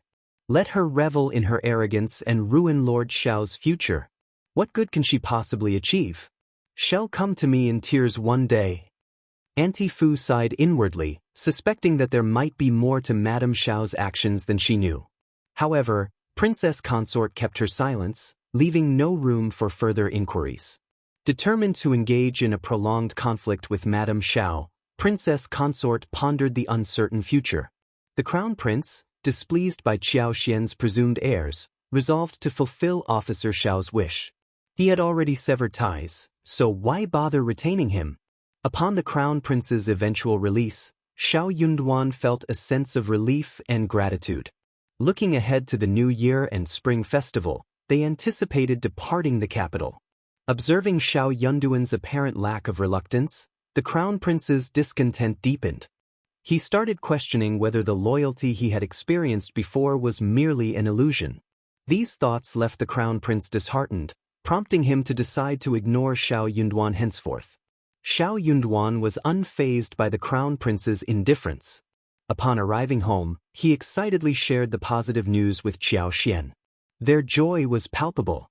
Qiao Xian in particular was thrilled, sporting a radiant smile. They envisioned a prosperous life as local leaders. Amused yet sympathetic, Shao Yunduan gently caressed her shoulders, his eyes filled with a fond smile. Had I known leaving the capital would bring you such happiness, I would have suggested it sooner. Qiao Xian replied with a grin. It's never too late, and the capital is good too. We've experienced life here before. It'll be even better elsewhere. Shao Yunduan chuckled. You're right. Sharing an affectionate gaze, they hooked eyes, and Shao Yunduan, with a playful gesture, lifted her chin, leaning in to kiss her lips. Shao Yunduan's new appointment was soon confirmed. He would serve as the prefect of An's province in Huaishi. This location, however, was less than ideal. An's province, situated on the border of Huaishi, Yuzhang, and northern Yi provinces, was renowned for its rugged landscapes. It featured towering mountains, winding rivers, vast wild forests, and expansive desolate swamps. This natural setting made it a haven for outlaws, bandits, and thieves, granting them a protective haven where they could act with impunity. Local officials dared not interfere, going so far as to offer discreet gifts to influential gangs during festive occasions to prevent them from causing trouble. This tactic aimed to safeguard political achievements and avoid retribution from higher authorities. Although the imperial court had conducted large-scale bandit suppression operations a decade ago, the outcomes were less than satisfactory. Small-time offenders were caught, while the major players remained at large and unscathed. If you find any errors, ads pop up, ads redirect, broken links, non-standard content, etc., please let us know reports so we can fix it as soon as possible. Chapter 1608, Unruly Zone. After the military intervention, the bandits in An's province took advantage of the chaos to engage in infighting and territorial annexation. What emerged from the ashes were three formidable gangs that solidified their dominance, their influence remaining unchallenged. In such a lawless environment, collusion between affluent families and the bandits, both overt and covert, became commonplace. Cooperation was deemed essential for survival and mutual benefit, a symbiotic relationship where both sides thrived.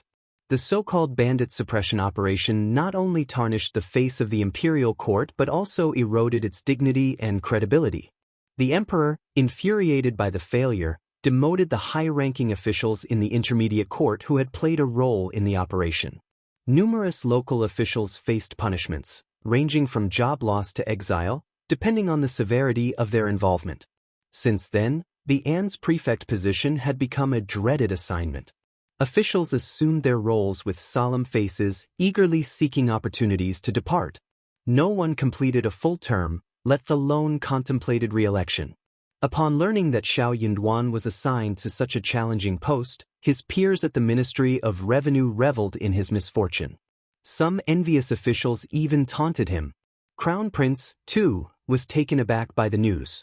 It was evident that someone, likely his fourth brother, aimed to thwart Shao Yunduan. The animosity between them was well known, and the fourth brother harbored a deep-seated wish for misfortune to befall Shao Yunduan, while the second and third royal brothers harbored their own grievances about seeing someone else succeed. They tended to maintain a low profile. Their usual strategy involved subtly fanning the flames when conflicts arose, providing clandestine assistance without taking direct action. Initially, the crown prince contemplated intervening on Shao Yunduan's behalf, seeking to change his assignment. However, influenced by the counsel of his advisors, he decided against it. The prevailing sentiment was that it wasn't worthwhile to extend a favor to Shao Yunduan, opting instead to wait for him to come seeking assistance, a move that would be etched in his memory. Confident that Shao Yunduan would inevitably turn to him for help, the crown prince believed that An's province was an undesirable post that even the most competent officials would avoid. Therefore, Shao Yunduan would surely be willing to seek assistance. The crown prince envisioned Shao Yunduan approaching him, allowing for a diplomatic solution. He intended to convince Shao Yunduan to stay and, if he felt uneasy about An's province, offer an alternative role as a county magistrate, with a promise of returning to the capital within a year. However, Shao Yunduan had no intention of seeking the crown prince's assistance. Some of the crown prince's staff, attempting to provoke him, confronted Shao Yunduan. They questioned his purported capabilities and dared him to demonstrate true governance in An's province by eradicating the bandit menace. Shao Yunduan saw this as an opportunity to showcase his genuine abilities and not succumb to hypocrisy or the theft of unearned prestige. While the crown prince maintained a high opinion of Shao Yunduan, expecting him to eventually seek aid, Shao Yunduan had no plans to kneel at the crown prince's residence, begging for assistance. He intended to confront the challenges of An's province head-on, displaying authentic leadership and administrative prowess. If you find any errors, ads pop up, ads redirect, broken links, non-standard content, etc., please let us know reports so we can fix it as soon as possible. Chapter 1609. Not bad. Should Shao Yunduan resort to begging the crown prince now? The urgency of the situation weighed on Shao Yunduan's mind. Delaying any further could complicate matters, making it harder for both him and the crown prince. Despite considering the advice nonsensical, Shao Yunduan dismissed it. The two provocateurs, feeling a sense of accomplishment, believed they had touched a nerve in Shao Yunduan. Frustrated by his lack of response, they resorted to complimenting each other and congratulating themselves on their supposed cleverness. However, they remained concerned that Shao Yunduan might not take the bait. What if he resisted their attempts to provoke him and sought help from the crown prince? The crown prince held him in high regard, and such a request might receive favorable attention. To prevent Shao Yunduan from staying in the capital, they devised a plan. A decision was made to dispatch someone to monitor Shao Yunduan closely. If he did approach the crown prince for assistance, they would intervene midway, preventing him from proceeding. Given Shao Yunduan's scholarly background, they presumed he wouldn't act shamelessly or retract his decision. If he had requested release, he should follow through. With a sense of hesitation and worry, Shao Yunduan disclosed the situation to Qiao. Unfazed, she became even more intrigued. The prospect of an unregulated area with vast territory excited her. Learning about the expansive pools and endless green mountains only heightened her enthusiasm. The mention of potential dangers from bandits didn't deter her. On the contrary, it fueled her excitement. While it posed a significant threat to others, for Qiao, it was an invitation to explore her world, especially within the depths of the forest. She assured Shao Yunduan, "Don't be scared, hubby. Ai, Sun Bai, and Sun Qian are all going with us, right? They are all very capable people. After we leave the capital, we can recruit a dozen individuals and have Sun Bai and Sun Qian assist in their training. Then we can hire 20 or 30 competent escorts. We'll be able to establish ourselves there." Husband, as a local official appointed by the imperial court, those bandits might not dare to act recklessly. Let's maintain a facade of civility initially. Once we understand their background, we can plan strategically. No need to worry about lacking the capability to deal with them. Shao Yunduan chuckled upon hearing her words. He held Xiao inside. Good wife. He had initially worried about her fear, but it was clear that he had underestimated her courage. Now completely relieved, he continued, "In that case, we're on the same page." After a moment, Shao Yunduan held her and declared, "My wife and I share the same thoughts. Yi, Sun Bai, and Sun Qian are here, and we can train about 20 servants. That should be sufficient. I'll write a letter immediately and ask Meng Wanfu for assistance. I'll borrow a few people from him." Qiao Xian's eyes brightened, and she remarked with a smile, "You are so thoughtful, husband. General Meng's men are much more reliable." While they could afford to hire an escort, predicting people's intentions, especially in An's province's mixed environment, posed challenges. In a place where power dictated the final say, money wasn't always the most trustworthy motivator. Hiring an escort might be futile if someone could be swayed by a bribe. Despite the favor owed to Meng Wanfu, requesting his assistance ensured reliability from military personnel who understood the gravity of the situation and wouldn't succumb to bribery by bandits, thus preventing any potential regrets. If you find any errors, ads pop up, ads redirect, broken links, non-standard content, etc., please let us know reports so we can fix it as soon as possible. Chapter 16:10. Kindness. The couple excitedly discussed and joyfully planned their approach to An's province when Zhao Shu arrived. Upon seeing Qiao Xian and Shao Yunduan, Zhao Shu couldn't help but express his concerns. "Fifth brother, sister-in-law, why persist in being officials? It's too much. We have enough money, why not just relax and enjoy life? Why subject ourselves to such a destitute place overrun by bandits? Let's abandon this pursuit. Just give the word, and he'll handle everything." As long as the funds were in place, Zhao Shu believed this matter could be resolved. He found the idea of venturing to that undesirable location absurd. To him, it seemed like a ploy to send one's own head willingly. A poor official with no status or background from an obscure lineage might have no choice, but the Shao family had alternatives.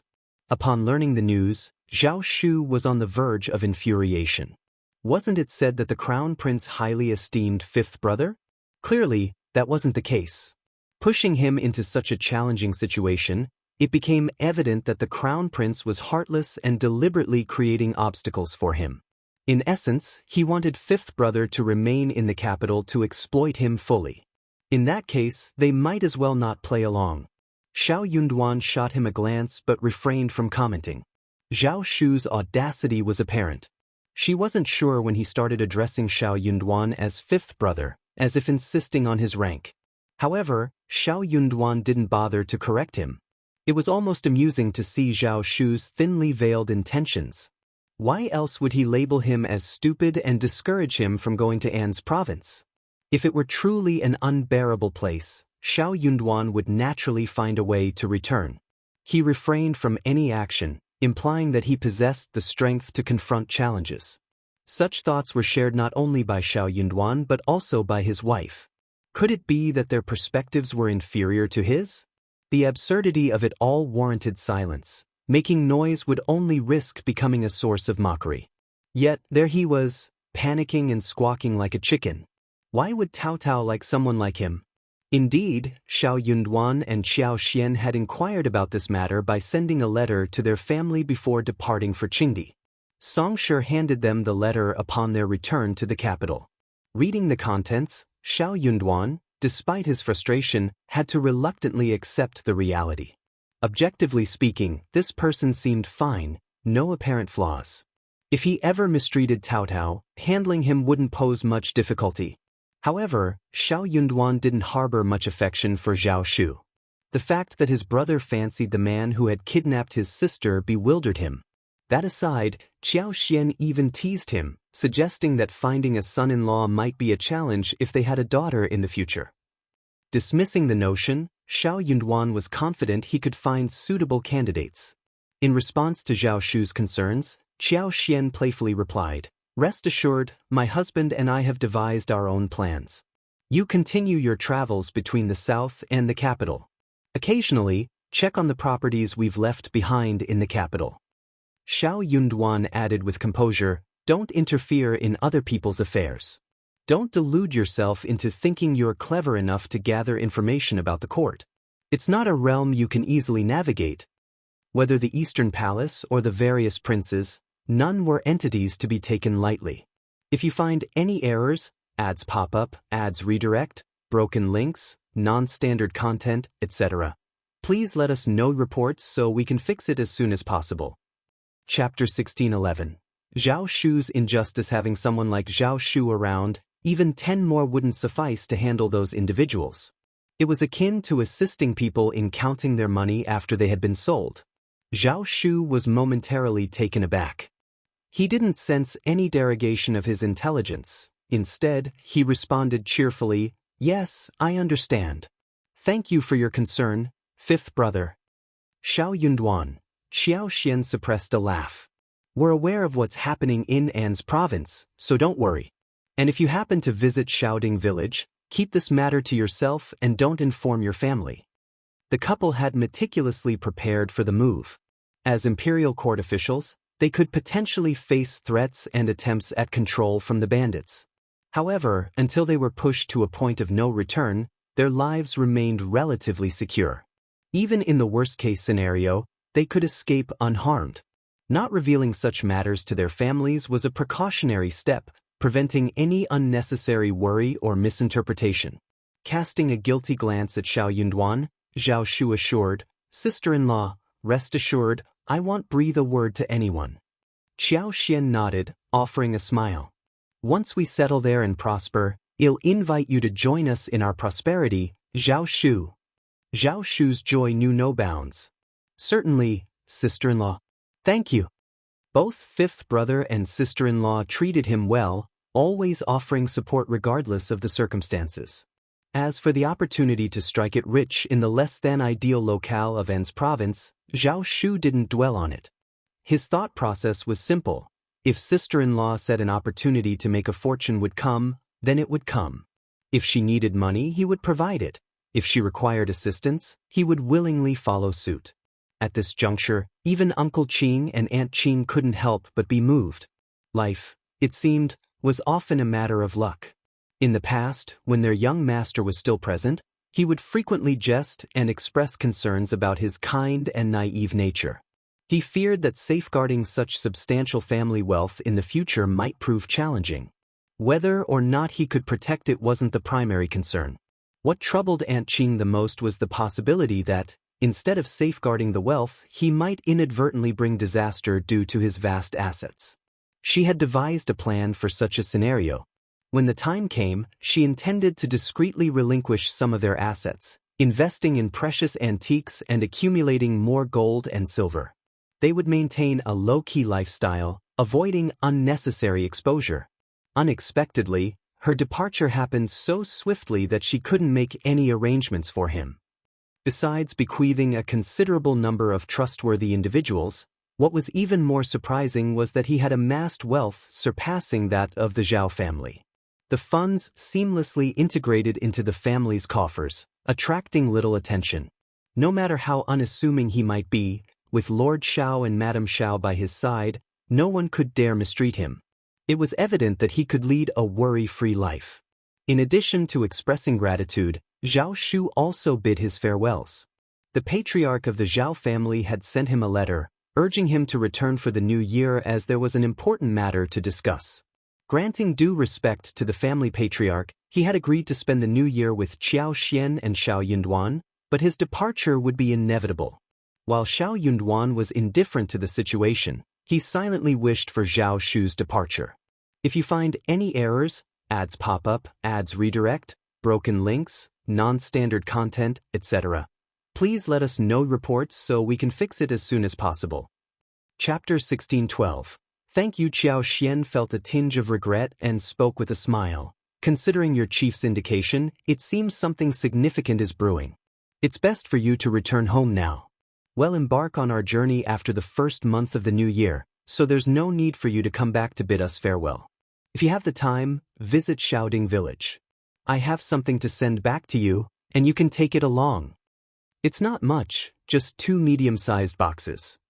The 2 boxes could easily be accommodated in the luggage-laden carriage, causing no inconvenience.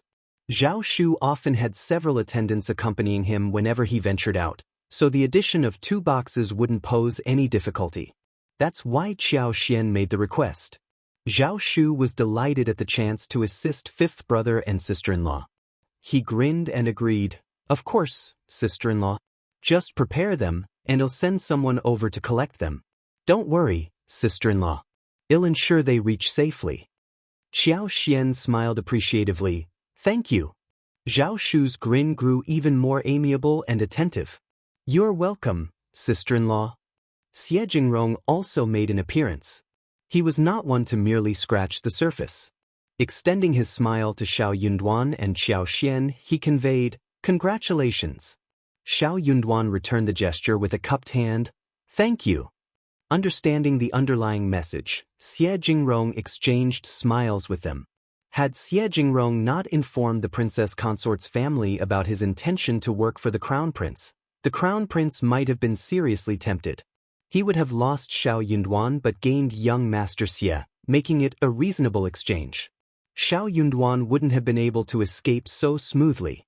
This realization made Shao Yunduan understand that, in the crown prince's eyes, he was merely a valuable tool and a useful chess piece. For those old ministers burdened by reputation, many actions were constrained. Yet, Shao Yunduan, originating from humble beginnings without connections in the capital, had fewer reservations. Without Shao Yunduan, finding a replacement with his level of suitability would be an arduous task for the crown prince. However, if he could secure the eldest son of the Xie family, it would serve as a compensatory measure for this loss. Moreover, given the strained relationship between Shao Yunduan and himself, the crown prince felt a sense of disappointment and irritation, prompting him to let Shao Yunduan depart. Unable to approach Xie Jingrong directly, Shao Yunduan had been eagerly anticipating this meeting to express his gratitude face-to-face. The three of them gathered in the study for a conversation. Sharing a similar perspective to Shao Yunduan, Xie Jingrong believed that while others might find it challenging to navigate An's province, Shao Yunduan might find a way. In a place like that, peril and opportunity coexisted, offering a risk worth taking. Crucially, the reality in An's province was dire.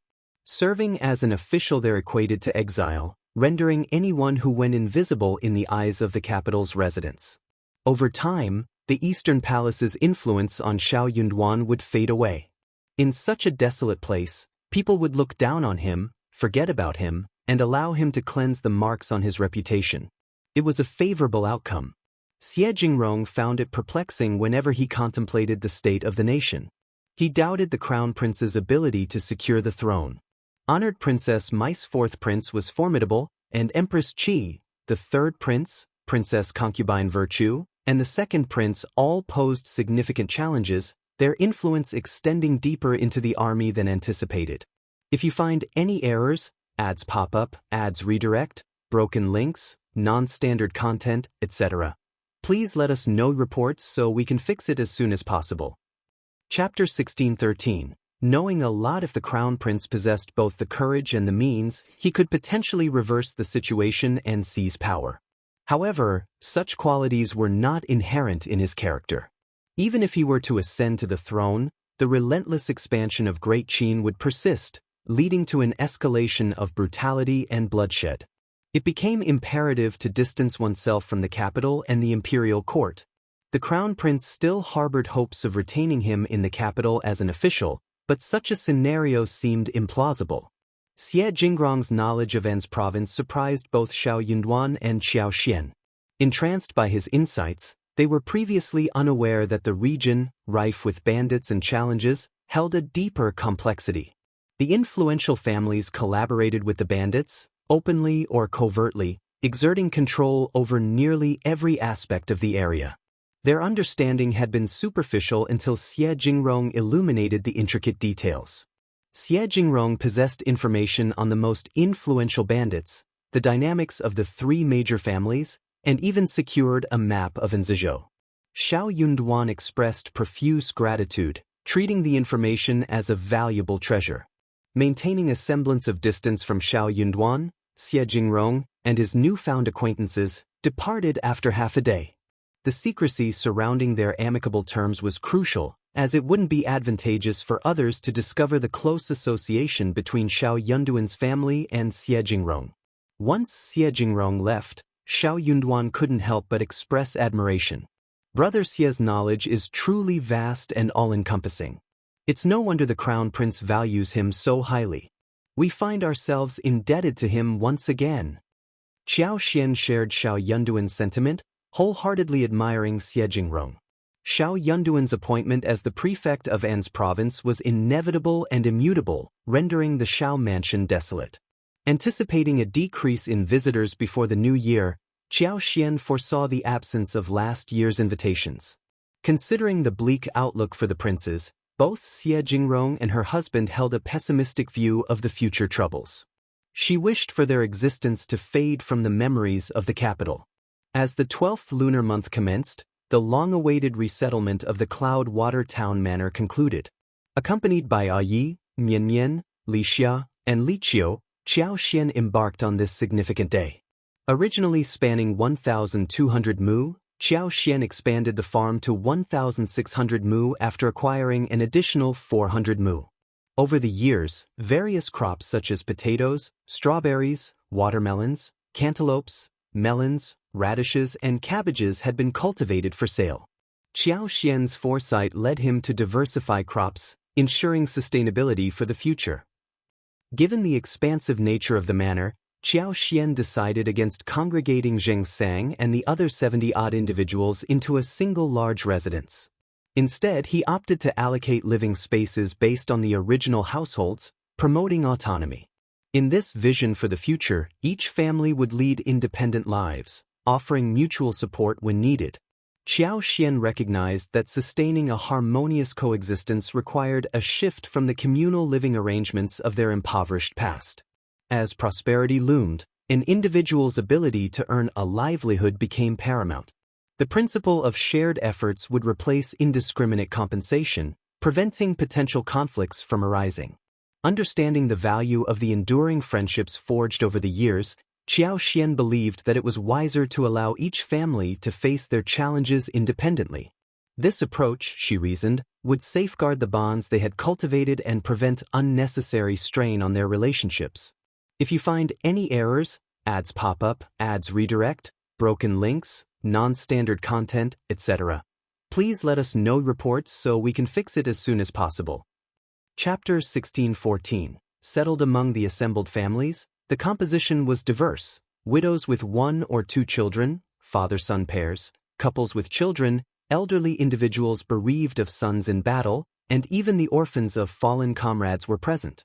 In total, there were 11 families, with 10 belonging to Qiao Xian. Led by individuals such as Xianxia, Wu Guan, Lu Changming, and others, the groups included 4 elderly members and 7 orphans. With construction completed, a pair of neat rows of houses flanked the main courtyard of the manor. Under Qiao Xian's guidance and Song's his adept management, the decision was made to transform the entire area into a residential zone, allowing for future expansions. The houses, constructed with green bricks and black tiles, featured courtyard walls exceeding a meter in height. Each courtyard, modest in size, comprised a main house with 1 light, 2 dark, and 3 rooms. Additionally, there were 2 rooms, 1 large and 1 small, providing ample living space. Zheng Sang and his companions resided in a more spacious courtyard, boasting larger main rooms, wings, and courtyards compared to the other houses. Outside the courtyards, saplings of sweet osmanthus, magnolia, and pomegranate, each the size of a copper coin, were planted. Additional flowers and plants would be added when spring arrived. The roads surrounding the courtyards were meticulously paved with bricks and stones, preventing muddy conditions during rainy days. A well was strategically placed not far from each family, ensuring convenient access to water. Vegetable plots designated for each family were situated close to their residences. After discussions led by Songshi, Zheng Sang, and the others, it was decided to allocate approximately 2 plots of land to each family for cultivating essential vegetables to sustain their daily needs. By late November, all the construction of buildings and courtyards had been completed. As the residents of the dilapidated courtyard arrived at their new homes in carriages, Carrying their worn-out luggage, a wave of astonishment swept through them. Several women couldn't hold back tears, their emotions mingling between cries and laughter. The children, in contrast, were filled with excitement, running around, screaming, and cheering. Unprecedented happiness enveloped them. This was their new haven, a tidy and pristine abode. As long as they were willing to put in the effort, they could build a life here. The allure was irresistible, a bright and promising future awaited them, a future brimming with hope. This is fantastic. We finally have a proper home. Mom, I love this place so much. We'll work hard. Let's stay here forever, okay? Lord Shao and Madam Shao are true bodhisattvas. We must remember their kindness. Absolutely. Lord Shao and Madam Shao are kind-hearted people. Anyone who wrongs them is not human. We won't forgive them.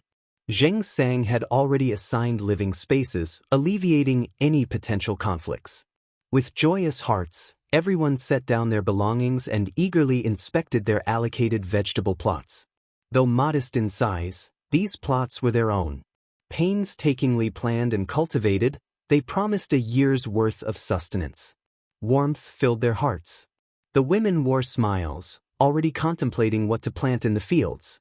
The houses were furnished with basic items: beds, cabinets, tables, stools. Additional personal touches would be added over time. However, immediate necessities like pots, pans, oil, salt, sauce, and vinegar needed attention. Utilizing some remaining funds, Xianxia procured a set for each family. Additionally, he purchased quilts, winter clothes, shoes, socks, and food, ensuring the households were well-equipped for their new beginnings. If you find any errors, ads pop up, ads redirect, broken links, non-standard content, etc., please let us know reports so we can fix it as soon as possible. Chapter 1615. On the Manor, Xianxia promptly organized their work schedules, which would commence the next day and last for half a month. By the end of the following month, they would receive half a month's salary. The proposal was met with unanimous approval, and everyone expressed their happiness without any objections. Working in the fields proved to be a welcome change from the strenuous labor at the docks and warehouses. Most importantly, the newfound stability allowed them to cast aside worries about the uncertainties of tomorrow. Eager to begin their tasks, everyone couldn't wait to start working. Among them were orphans like Lu Fu, Qing Lian, Yener, and others, who lived alongside Xianxia, Lu Changming, and the rest. The day they moved in, their joy manifested in tireless running around the courtyard.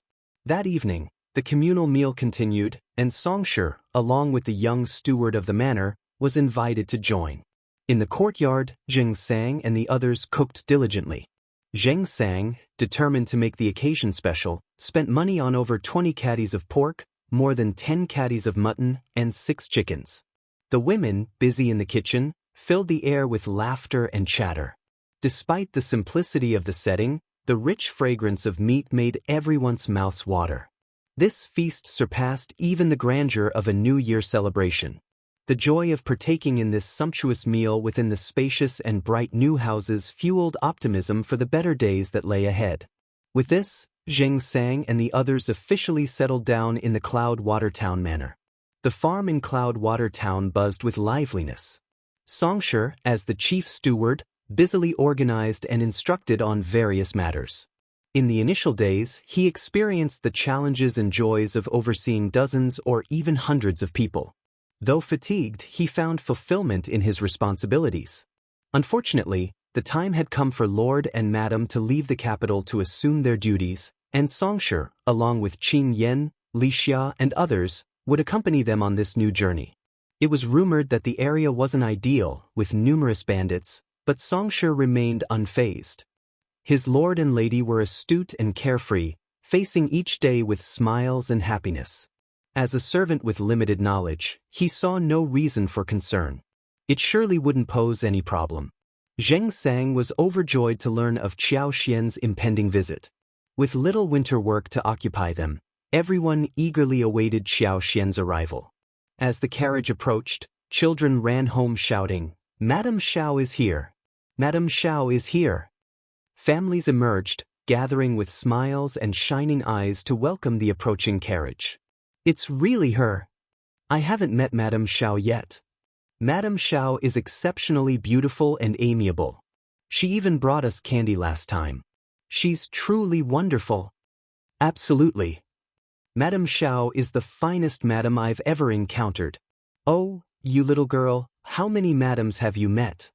Laughter ensued. Regardless of the number of people encountered, Madame Shao undoubtedly stood out as the best.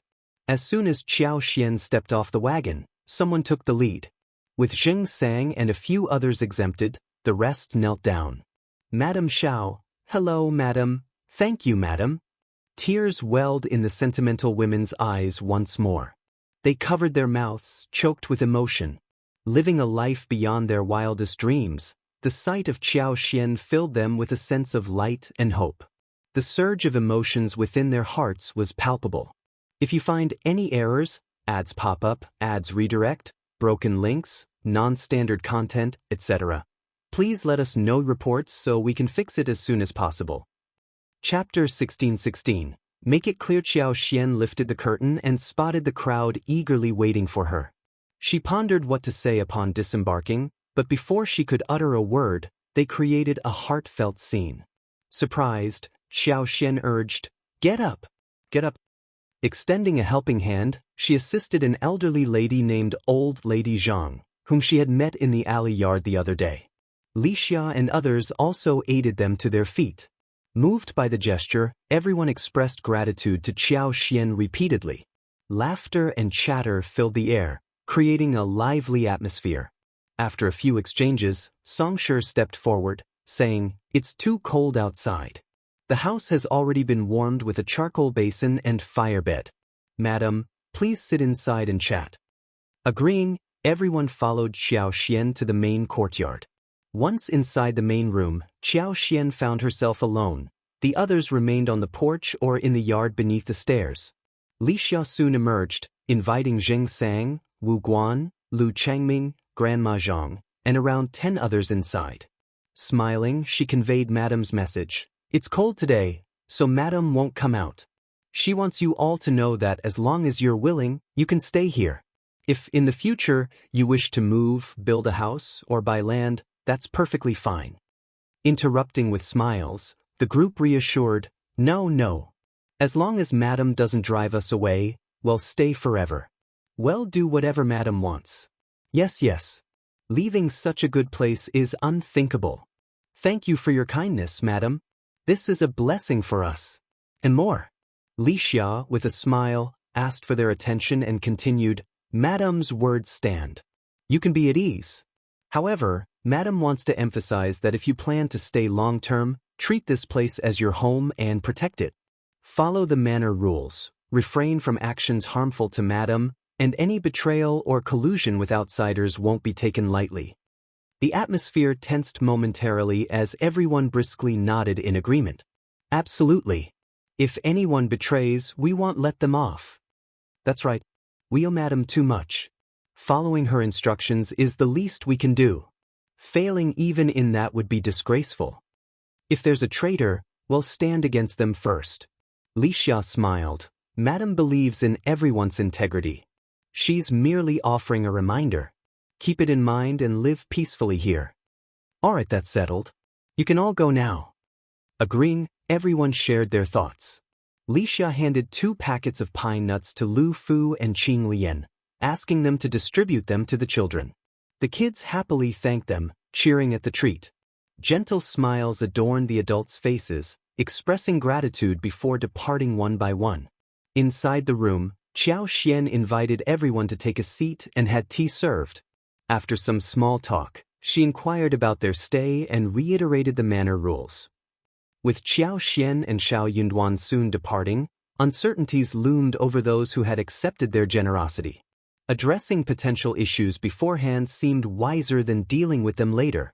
If you find any errors, ads pop up, ads redirect, broken links, non-standard content, etc., please let us know reports so we can fix it as soon as possible. Chapter 16:17. I can offer my life for any reasonable person. Hearing her words would bring a sense of reassurance. Xian feared ambiguity and wanted to avoid confusion. Addressing potential issues in advance, rather than waiting for incidents to occur and reiterating rules, was not only more effective but also prevented blame and resentment. With clarity established, everyone had a clear understanding of their boundaries. They comprehended the conditions for living in this place, knowing what actions were acceptable and what were not. Xianxia and others agreed, recognizing the wisdom in this approach. They promised to explain it to everyone upon their return. Smiling, Qiao said, "Brother Zheng, we trust you to look after this place in our absence. The money you have should suffice for their winter needs, especially with the recent half-month salary. In the future, monthly income will ensure their lives are not difficult." Qiao inquired about patients requiring long-term medication. "Brother Zheng, discuss with Xianxia and provide me a list. It'll cover the treatment costs. If good medicine can expedite recovery, let me know. It's better to heal as soon as possible. For those needing extended recuperation, inform me of the required medicine and prescription. Ensure timely medication in the future." Upon hearing this, Xianxia and others looked up in disbelief. Wu Guan, with a trembling voice, asked, "Madam Shao, is this true?" Qiao nodded with a smile. "Certainly, why would I deceive you?" Wu Guan, overwhelmed, rubbed his face and uttered in a hoarse voice, "But that will cost a lot of money. We can't afford it at all. In this life, in the next life." Hailing from impoverished backgrounds and having faced life and death on the battlefield, they had limited knowledge beyond warfare. Despite surviving, their bodies bore the scars of disability, complicating their ability to earn a living. All future prospects seemed bleak for them. Left with a meager pension, departing the military camp, they faced the harsh reality of their limited skills and lack of managerial knowledge, predicting a challenging future. Adopting the orphans, women, and elderly of their fallen comrades was even more daunting. Driven by a sense of camaraderie and survival, they endured for many years, clinging to the hope of a cure despite their financial struggles.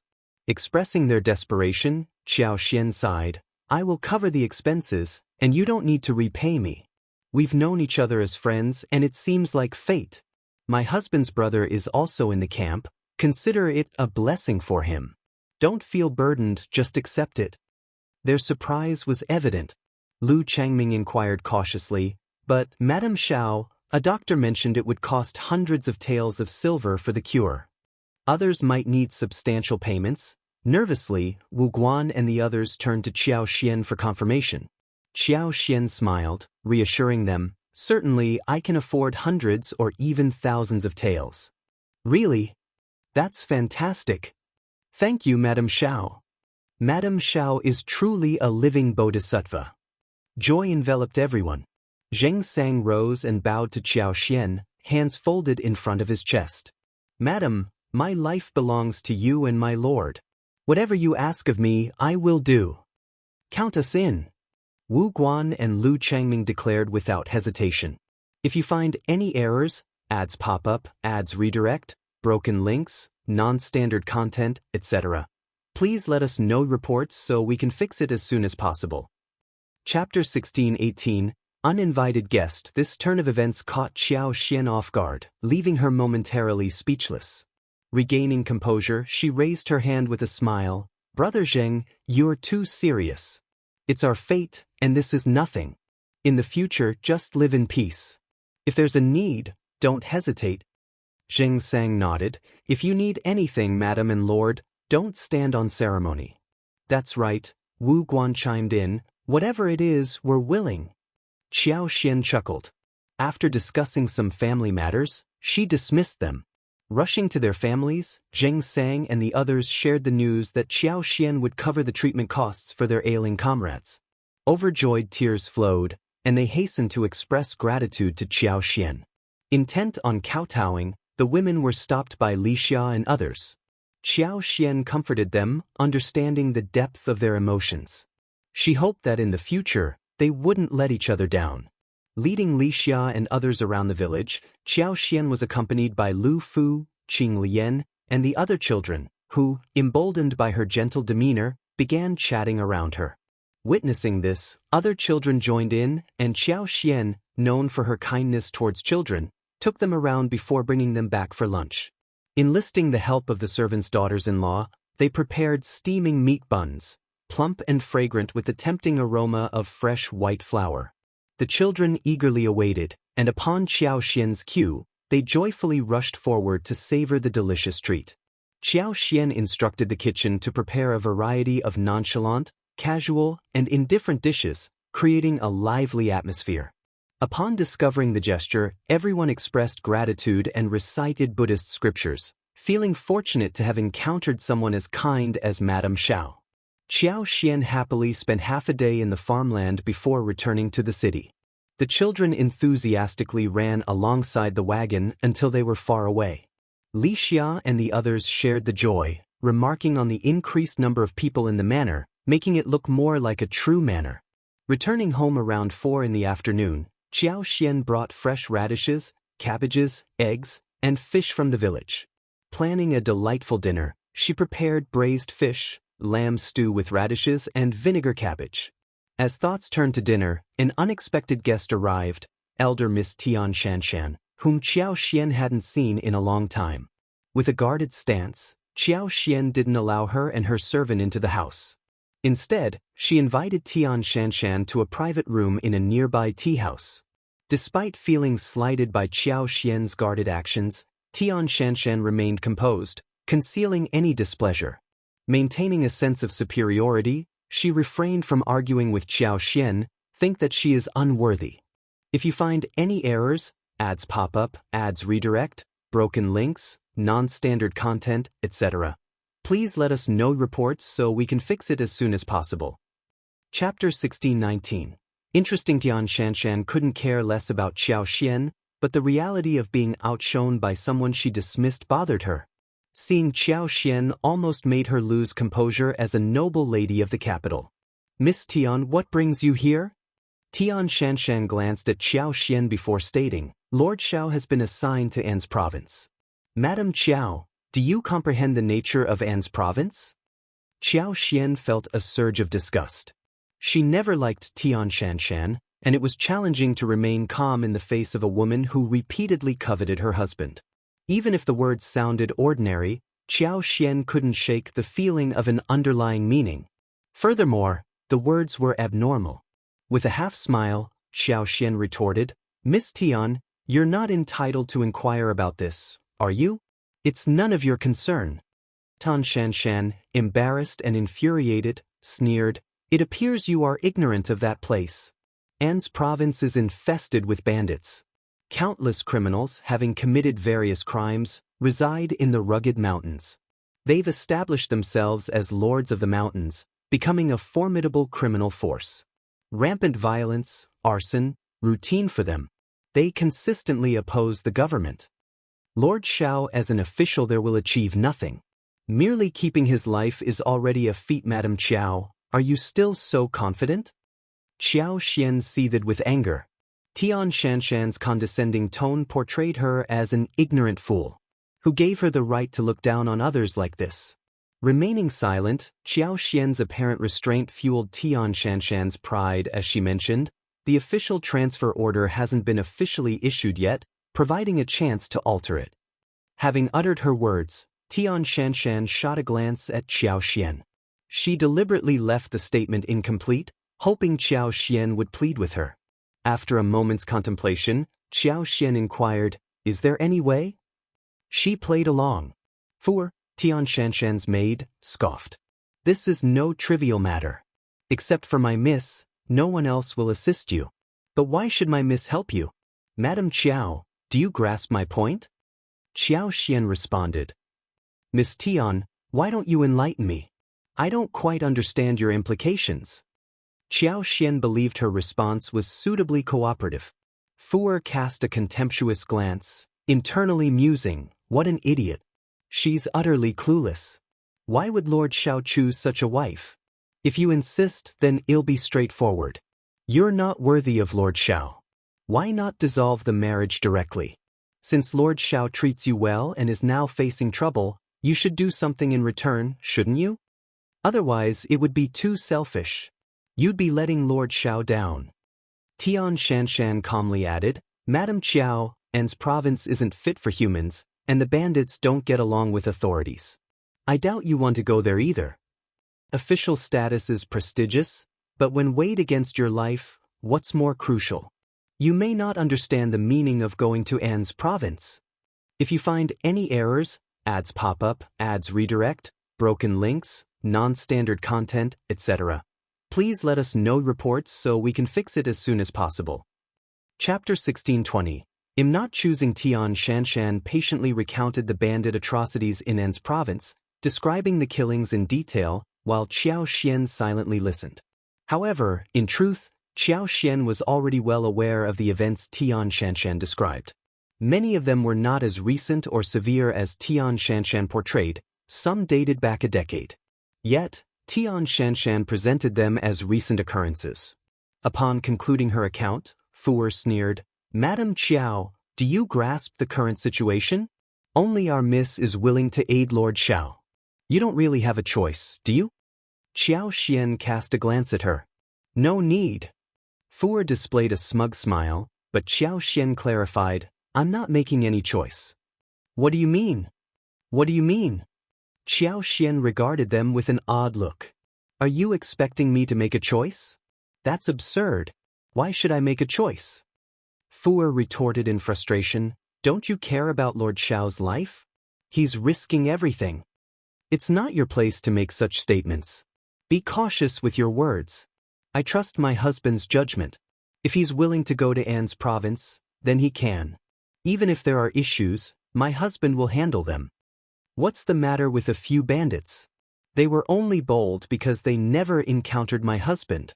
When he arrives, their good days will be over. They'll kneel and plead for mercy. Xianxia and Fu were left speechless. How could there be someone so blindly confident and naive? Fu scornfully remarked, You dare to think like that? Qiao asserted proudly, I have full confidence in my husband's capabilities. Fu stared at her, holding back her desire to mock Shao Yunduan. She shot a glare at Qiao instead. Qiao rose slowly. Let's just pretend Miss Tian never visited me.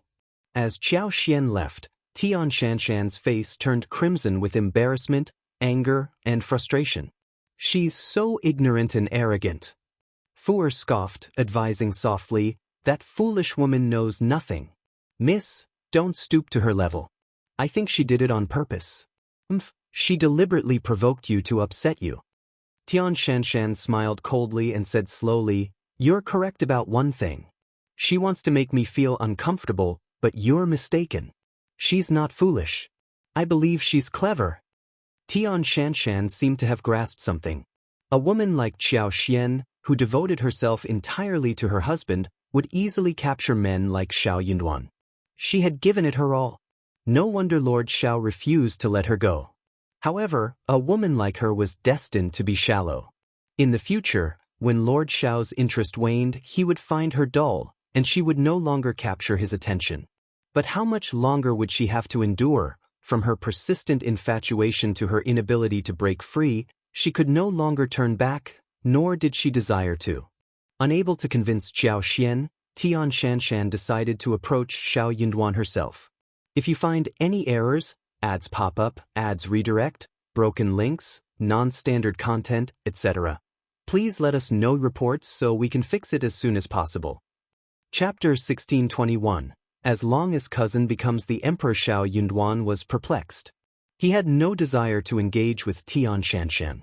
Spotting her, he swiftly turned away, intending to leave. Xianxia felt extreme pain and embarrassment.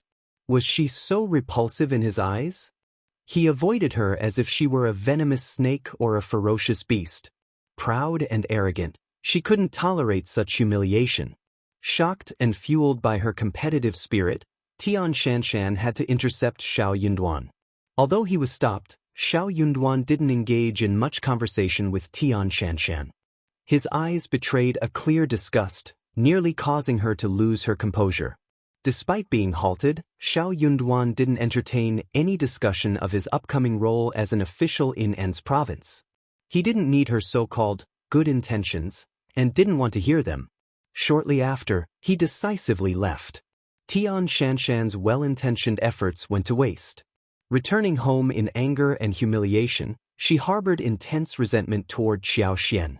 Vowing to make Qiao kneel before her one day, she sought to claim everything Shao Yunduan had done for her today.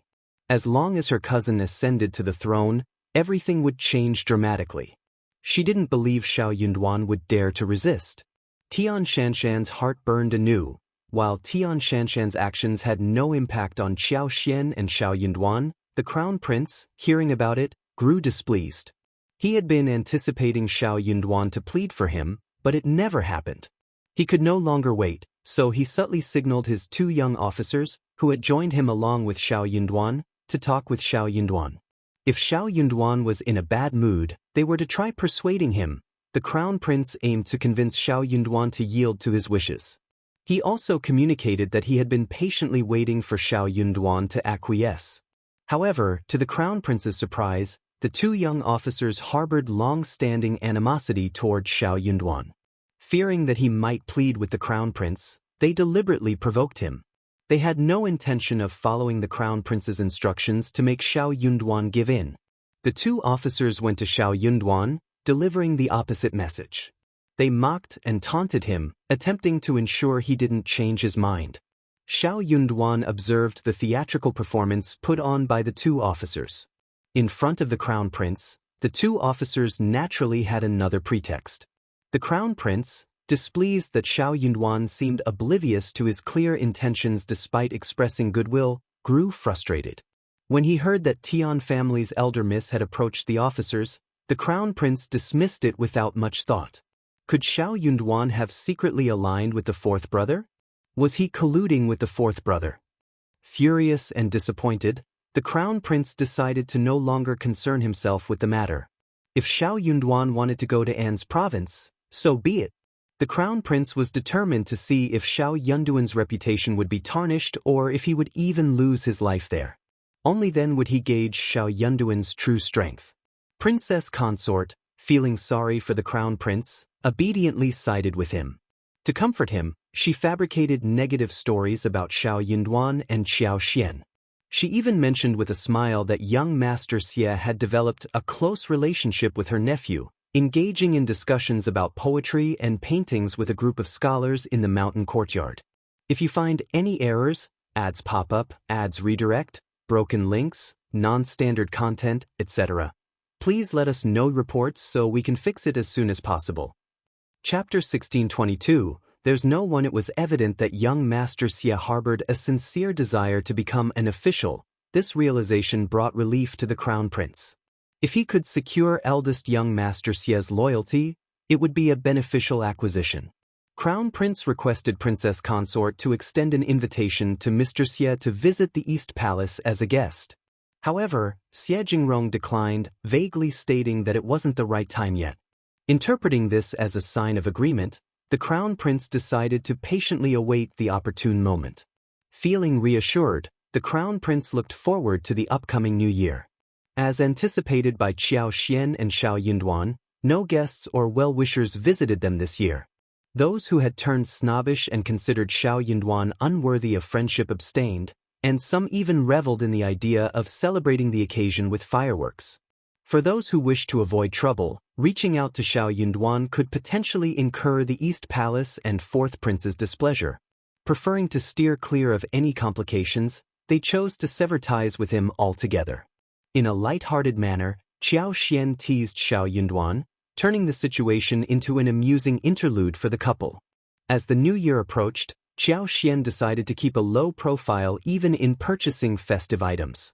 She discreetly instructed Li Qiao, and Xianxia to procure necessary items for the new year in a modest manner, ensuring it was sufficient. Qiao wanted to avoid appearing overly joyful or indifferent during this period, as it could potentially lead to unnecessary troubles and grievances in their lives. It was a precautionary measure to maintain harmony in their surroundings. Qiao promptly instructed Xianxia and Qingyan to purchase the promised New Year goods for each family in Cloudwater Town, ensuring everyone received their fair share. The newly arrived families, including Xianxia's group, were not left behind. Out of compassion for the elderly, young, and her former comrades who were sick or childless, Xianxia requested Xianxia to provide them with a more substantial New Year's gift, recognizing their need for additional support. New Year's Eve unfolded as scheduled. The small courtyard was adorned with the warm glow of 2 rows of red lanterns, casting a festive and gentle ambience into the night. The brazier inside the house emanated a lively warmth, turning the brick bed into a cozy haven reminiscent of spring when the door was closed. Amid the festive atmosphere, the small group celebrated the arrival of the new year with joy. The imminent departure from the capital after the new year brought a sense of relaxation, particularly for Xianxia. Despite lingering concerns about the dream involving the crown prince, she focused on the present and embraced the freedom that awaited her beyond the capital. With the new year underway, Shao Yunduan completed the handover of responsibilities with the Ministry of Revenue officials, leaving him with newfound freedom. Deciding to forego attending court sessions, he opted to stay home with Xianxia. The couple expressed their desire to explore Cloudwater Town and its surroundings, visiting neighboring towns and exploring scenic mountains, rivers, and ancient temples. They were aware that once they departed, returning to the capital might be uncertain. While initially contemplating a stroll around the capital together, they dismissed the idea, considering it might appear too open. Instead, they focused on savoring the peaceful moments in Cloudwater Town before they finally left. If you find any errors, ads pop up, ads redirect, broken links, non-standard content, etc., please let us know reports so we can fix it as soon as possible. Chapter 1623. Invitation. The two had initially planned to depart from the city after the 3rd day of the Lunar New Year. However, their intentions took an unexpected turn when they received an invitation on the 2nd day from the 4th princess consort. The invitation was for a banquet scheduled on the 6th day of the Lunar New Year. This unexpected development piqued their interest. Apparently, the eunuch delivering the invitation had received explicit instructions from the 4th princess consort. In a shrill voice, he conveyed, "The princess consort insists that Madame Shao must attend. No excuses will be entertained. Failure to comply will displease the princess consort." Xianxia responded with a smile, addressing Shao Yunduan's father, "Father-in-law, please convey my gratitude to the 4th princess consort. I am truly honored that she still thinks of me during this time. I am delighted and see no reason to decline." "Yes, absolutely." Xiaoxian's expression, conveying a sense of honored acceptance, left the young eunuch feeling as though his words had fallen on deaf ears. Here to witness the spectacle and perhaps revel in their discomfort, the young eunuch couldn't shake the feeling of being observed. "Excellent. Madame Shao, remember that," he warned. "He, unforgettable, absolutely unforgettable." "Bah." The young eunuch departed with a sullen expression, but Xiaoxian's sneer spoke volumes. "In your dreams." The 4th princess consort might have aimed to mock and humiliate her, relishing in her embarrassment, but Xiaoxian had no intention of letting it affect her. Still, she couldn't deny that dealing with such matters was a headache. Shao Yunduan, holding her hands, offered a reassuring smile. "My wife, just go and enjoy the spectacle." Xiaoxian looked up at him, reciprocating the smile. Indeed, that seems to be the only way. The couple grinned at each other. After a brief exchange of words, both of them began to ease up. Shao Yunduan expressed, "It would not be wise for you to decline. Considering we are departing the capital, I doubt the 4th princess consort would risk causing unnecessary trouble. Rest assured, my wife." Internally, Xiaoxian mused, "I am not concerned at all. Attending banquets is her specialty." "Yes, don't worry, husband." Yet, a sigh escaped her as she added, "In that case, our visit to Cloudwater Town tomorrow will have to be postponed." Shao Yunduan burst into laughter. "Even if you go in a few days, it'll be the same. Spend a few more days here to make up for the ones we missed." Xiaoxian chuckled. On the 6th day of the Lunar New Year, Xiaoxian accompanied Wuxia to the 4th prince's mansion. This time, the situation took an interesting turn. The 4th prince's household staff guided her through the residence, making numerous twists and turns before leading her to a flower hall, instructing her to wait. It was evident they intentionally left her there. The reception hall lacked the warmth of a heated brick bed or a charcoal basin. Its cold and austere atmosphere was accentuated by its emptiness. Besides Qiao Xian and her servant, there was no one present. Given the pleasant weather, Qiao Xian decided to take advantage of it and brought Wuxia to the courtyard to enjoy the sunshine. In the yard, 2 robust and ancient winter plum trees blossomed at the perfect time. The golden flowers on the branches sparkled in the bright sunlight, and the fragrance filled the air, providing a refreshing sensation. While admiring the flowers and conversing with Wuxia, Qiao Xian activated her superpower to eavesdrop on the ongoings within the mansion. A cacophony of noises reached her ears, prompting Qiao Xian to retract her superpower. Utilizing it in a bustling environment proved challenging due to the myriad voices and incessant noise. The residents lacked the tranquility necessary for effective use, a drawback that made Qiao Xian feel lightheaded after a prolonged attempt. This superpower, she realized, was better suited for information gathering in open landscapes and wilderness rather than crowded places. However, within the mansion, the only discernible sounds were servants gossiping, various discussions, and envy expressed toward the madams and young ladies attending the banquet. Amidst the chatter, there were also whispers of mockery and gloating aimed at Qiao Xian.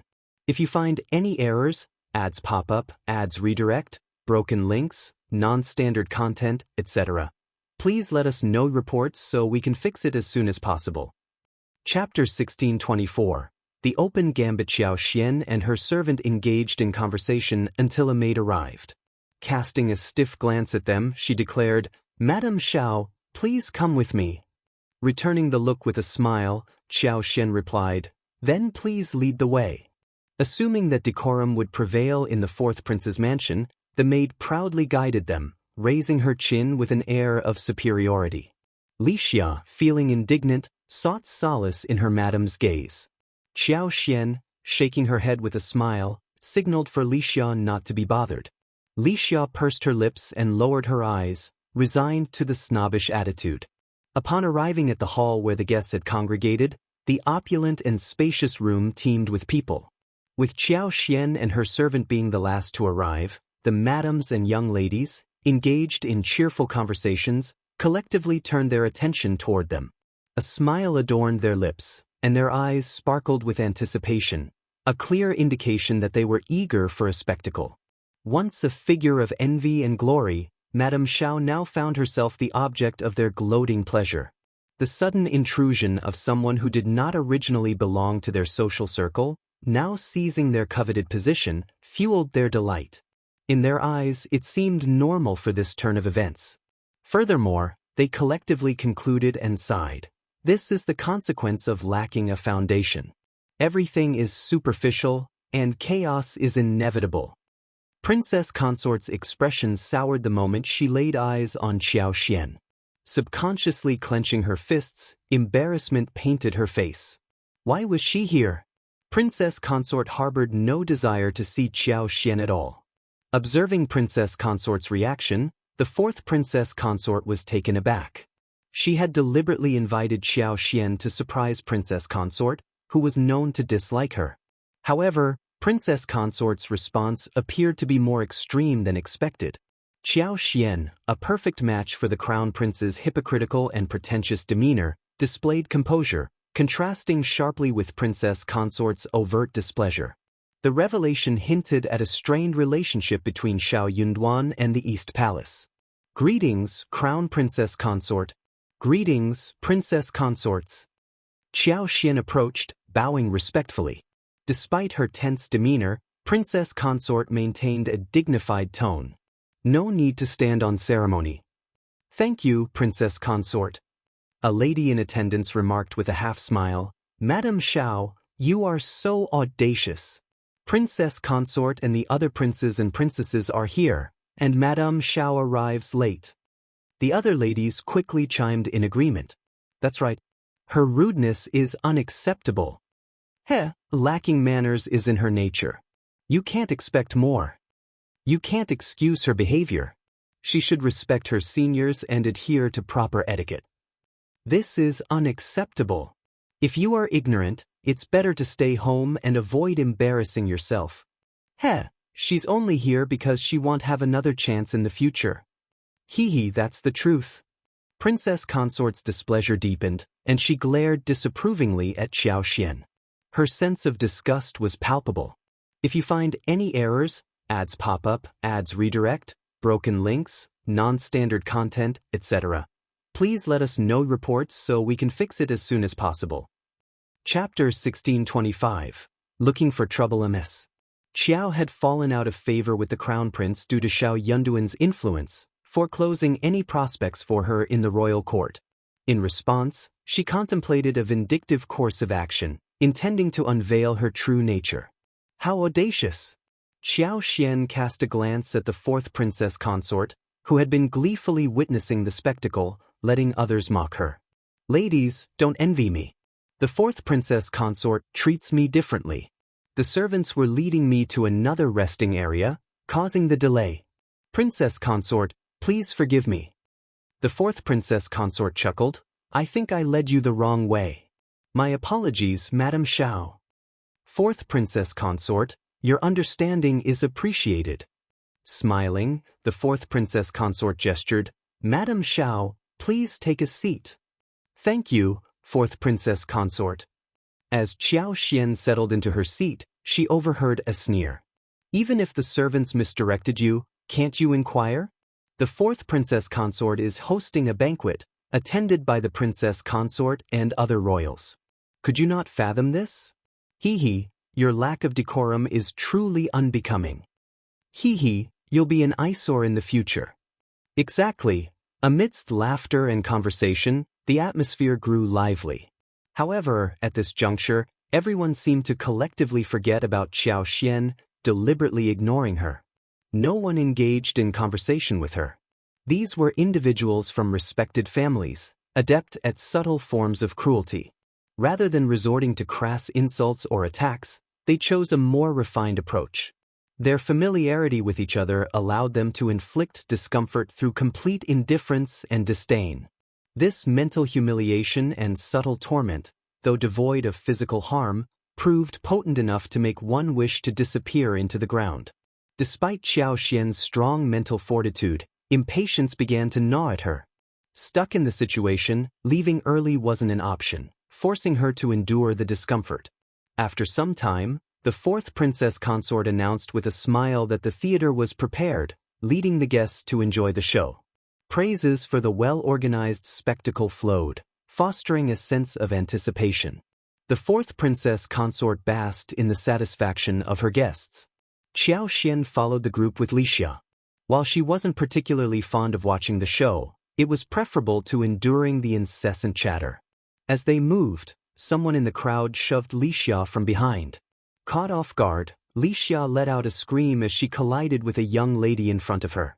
The young lady, initially engaged in light banter, nearly stumbled and screamed in shock. Recovering, she turned around to find, I'm sorry. Wuxia apologized earnestly. Before she could elaborate, the young lady raised her eyebrows and slapped Wuxia's face, unleashing an angry tirade. You unruly wretch!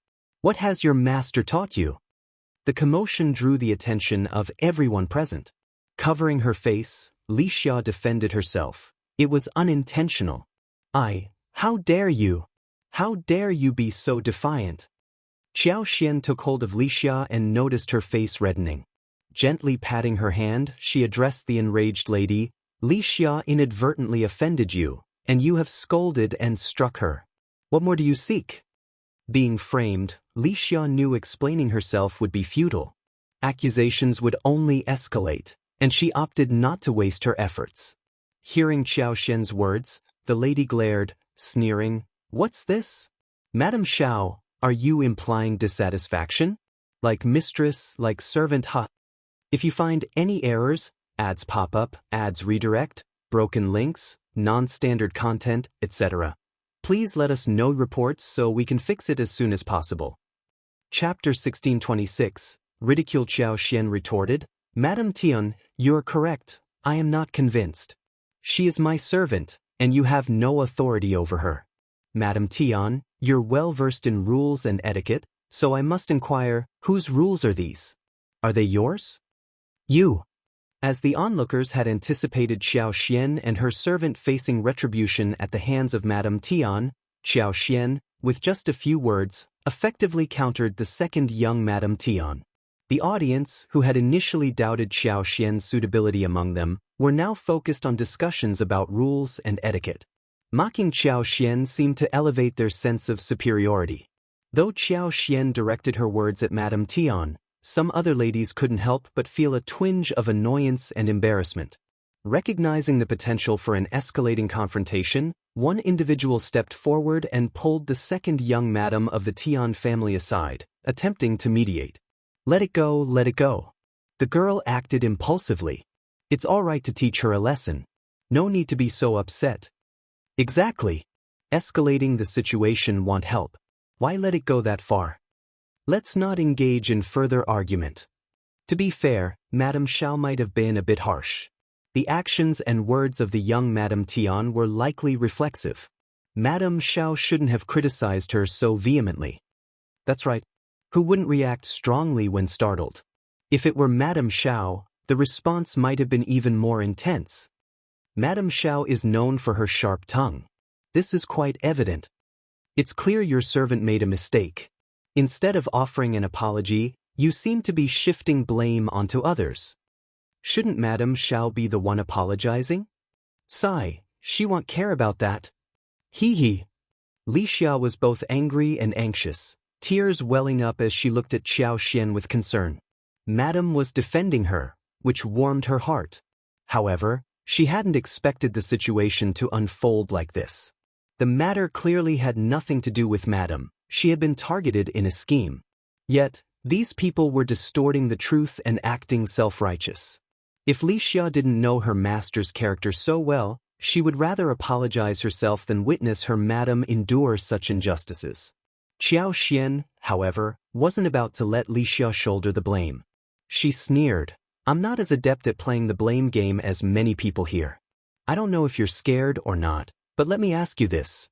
If you accidentally kill someone out of shock, does that mean the authorities will excuse you? Is that not considered murder? A person who refuses to take responsibility for their actions, instead finding excuses left and right. Even when in the wrong, they still try to justify it. I don't understand how someone can have the audacity to speak of rules and etiquette. Or perhaps you're relying on the strength of your numbers. Declaring rules and etiquette while tarnishing the very essence of those words. No matter how wrong my servant may be, I will be the one to reprimand them. But hitting and scolding without explanation is shameless. Correcting my servant's mistake and dealing with those who meddle without permission are entirely separate matters. Don't conflate them. All of you make it sound so animated. Let me pose a question. If your servant makes a mistake, should others be allowed to casually and indifferently reprimand them? The ladies seethed with anger, yet fear of Qiao's sharp tongue silenced them. They dared not utter a word, lest they face further humiliation.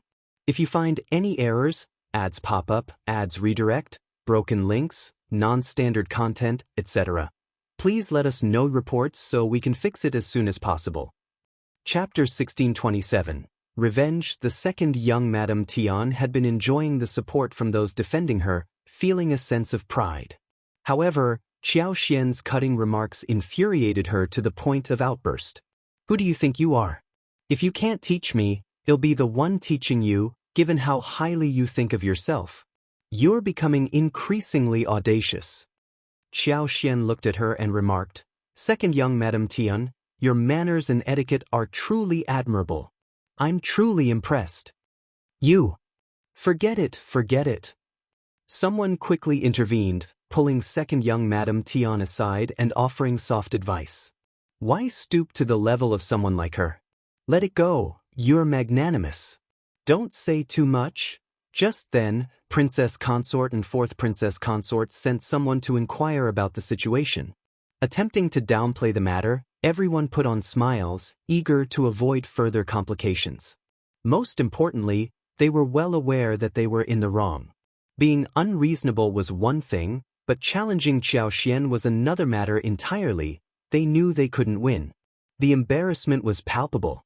While they suspected the fourth princess consort might take pleasure in seeing Qiao Xian face adversity, they hadn't wronged her before and felt too awkward to voice their opinions.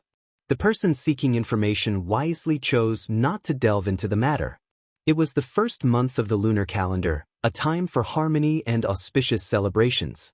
Stirring up trouble was ill-advised. Consequently, the group proceeded ahead, deliberately ignoring Qiao Xian this time. They quickened their pace and maintained a distance from her and Wuxia.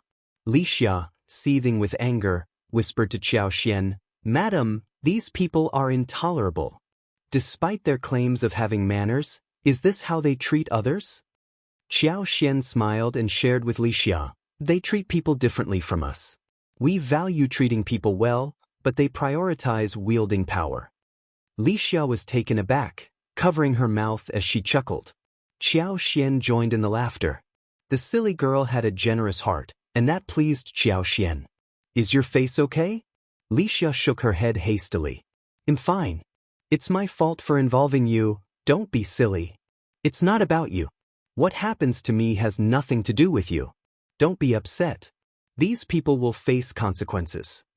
Wuxia nodded, finding solace in Madam's reassurance. Little did she know that retribution would come sooner than expected. With the theater arranged, everyone took their seats. The prince's concubines engaged in lively conversations, choosing scenes for themselves. The madams of higher status also selected scenes. The troupe promptly began performing according to the script. Qiao Xian cast a glance at the trees in the yard outside the opera house, a cunning smile flickering across her eyes. Having developed and evolved persistently, she could now control plants to a certain extent without direct contact. Although the range of this control was smaller without direct touch, it proved convenient. While an outdoor setting would yield a better effect, the indoor theater was sufficient for Qiao Xian's purposes. Engrossed in the unfolding performance on stage, everyone's attention was captivated.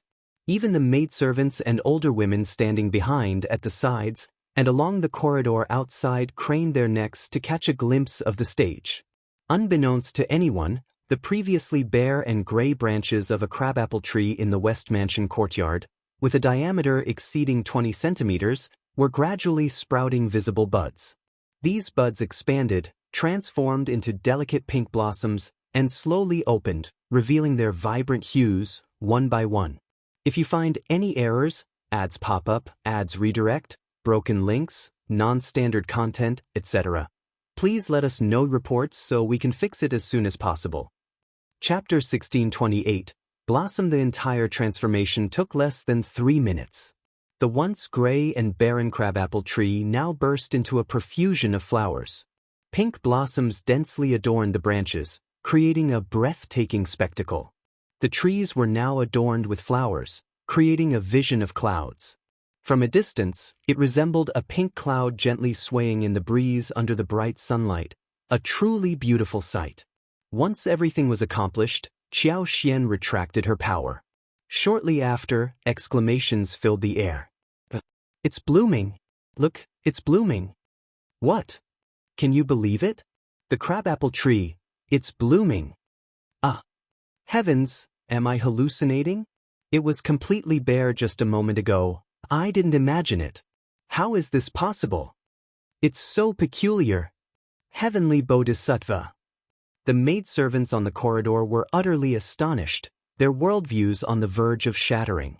Witnessing what seemed like a miracle, they couldn't contain their excitement, engaging in non-stop discussions. Caught up in their astonishment, the maidservants momentarily forgot themselves. Their animated conversation quickly drew the attention of those inside the opera house. Frowning, they went out to scold the maidservants, stern expressions on their faces. The maidservants, eager to share their discovery, all talked at once, pointing excitedly at the splendid crabapple tree bathed in sunlight.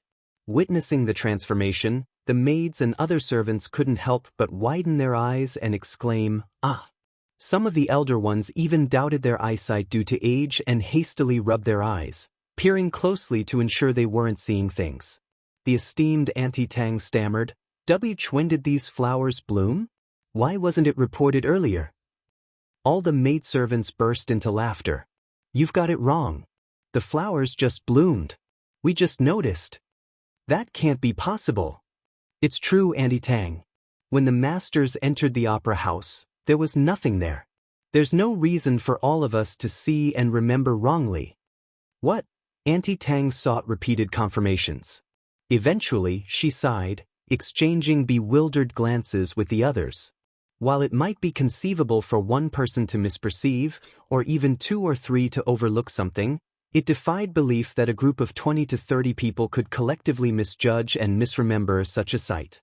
Auntie Tang was about to head into the opera house to report to the 4th princess consort when a commotion reached her ears. It appeared that a lady inside had inadvertently turned her head toward the row window and spotted the pink and beautiful crabapple flowers. She cried out in surprise, capturing everyone's attention. The allure of this sight far surpassed the scenes unfolding on stage. Now all eyes were on the blossoms. The maidservants promptly hushed, retreating to the side obediently. However, their eyes sparkled with excitement.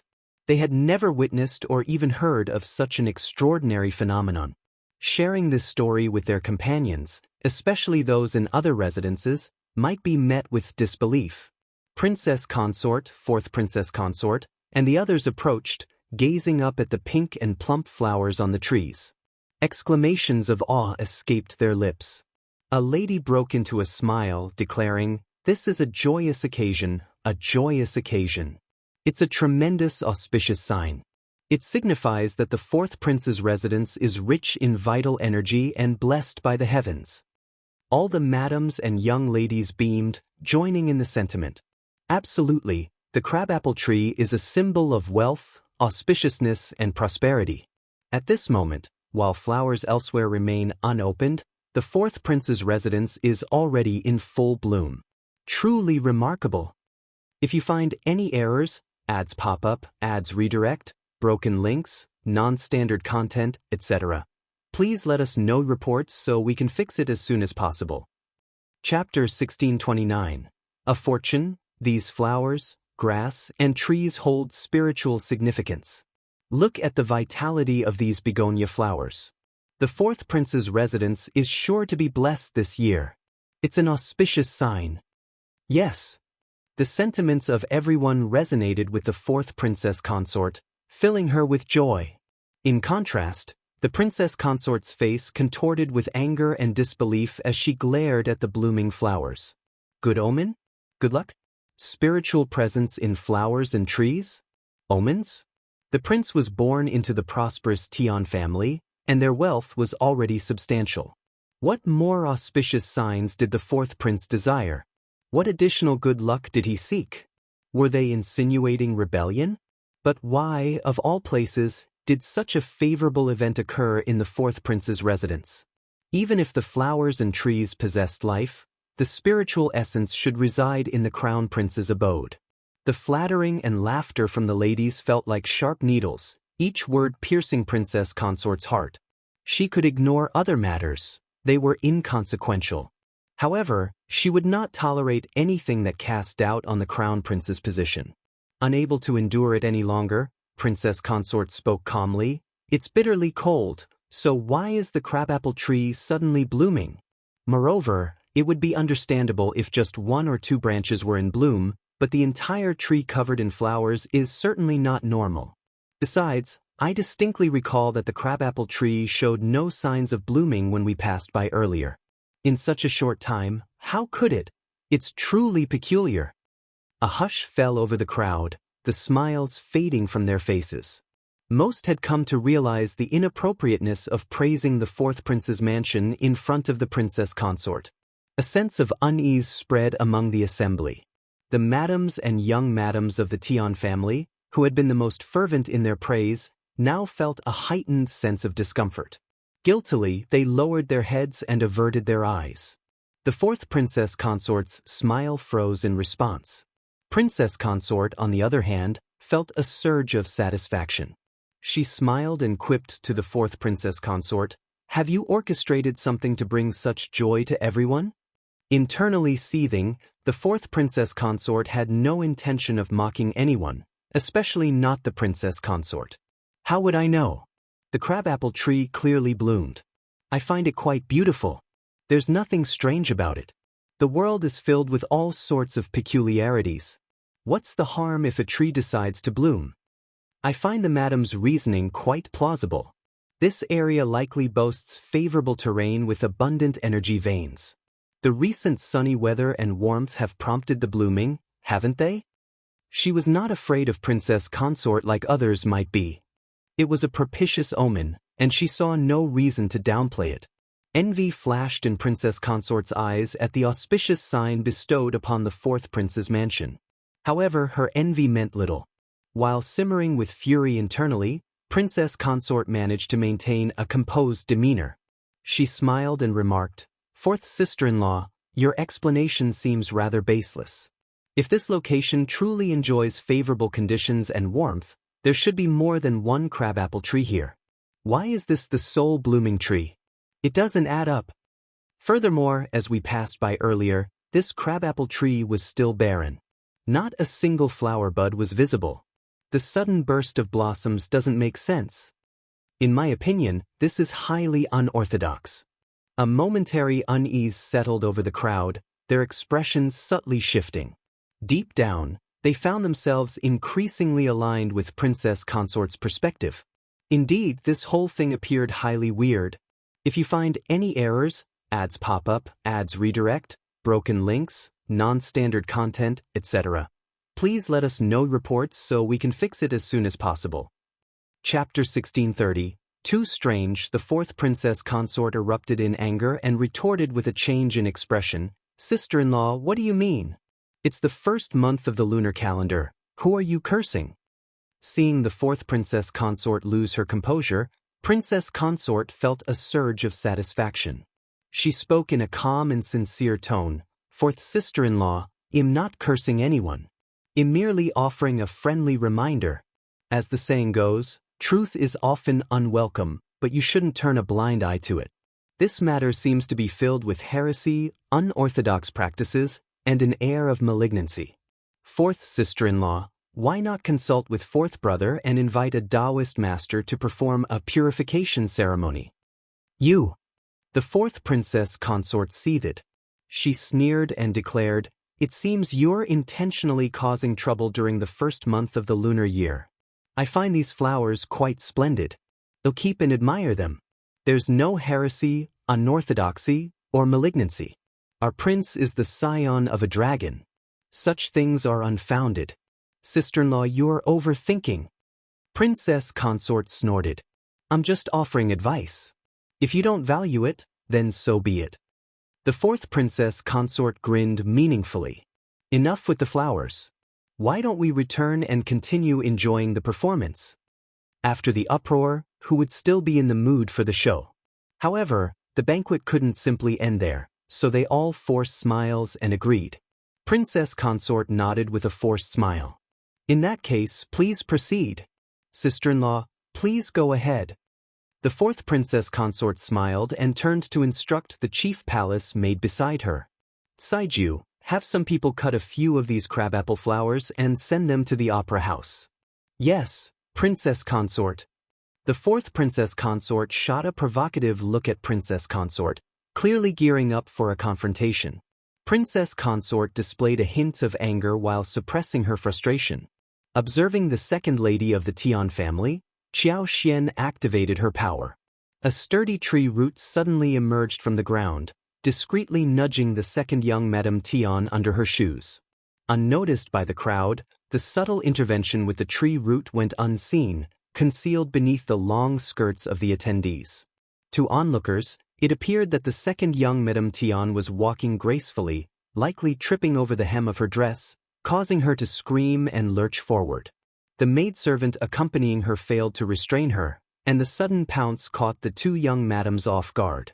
The pair, holding hands and laughing as they strolled, inadvertently collided with princess consort.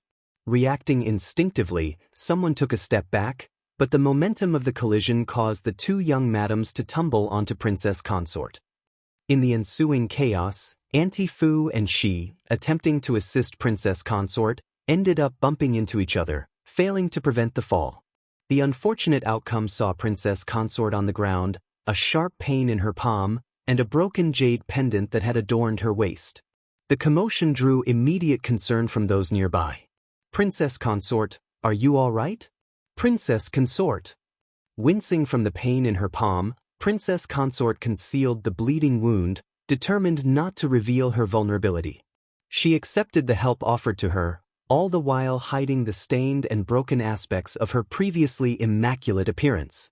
Despite the external assistance, the scene portrayed a stark contrast to her previous elegance, now marred by a mess of torn fabric and damaged attire. If you find any errors, ads pop up, ads redirect, broken links, non-standard content, etc., please let us know reports so we can fix it as soon as possible.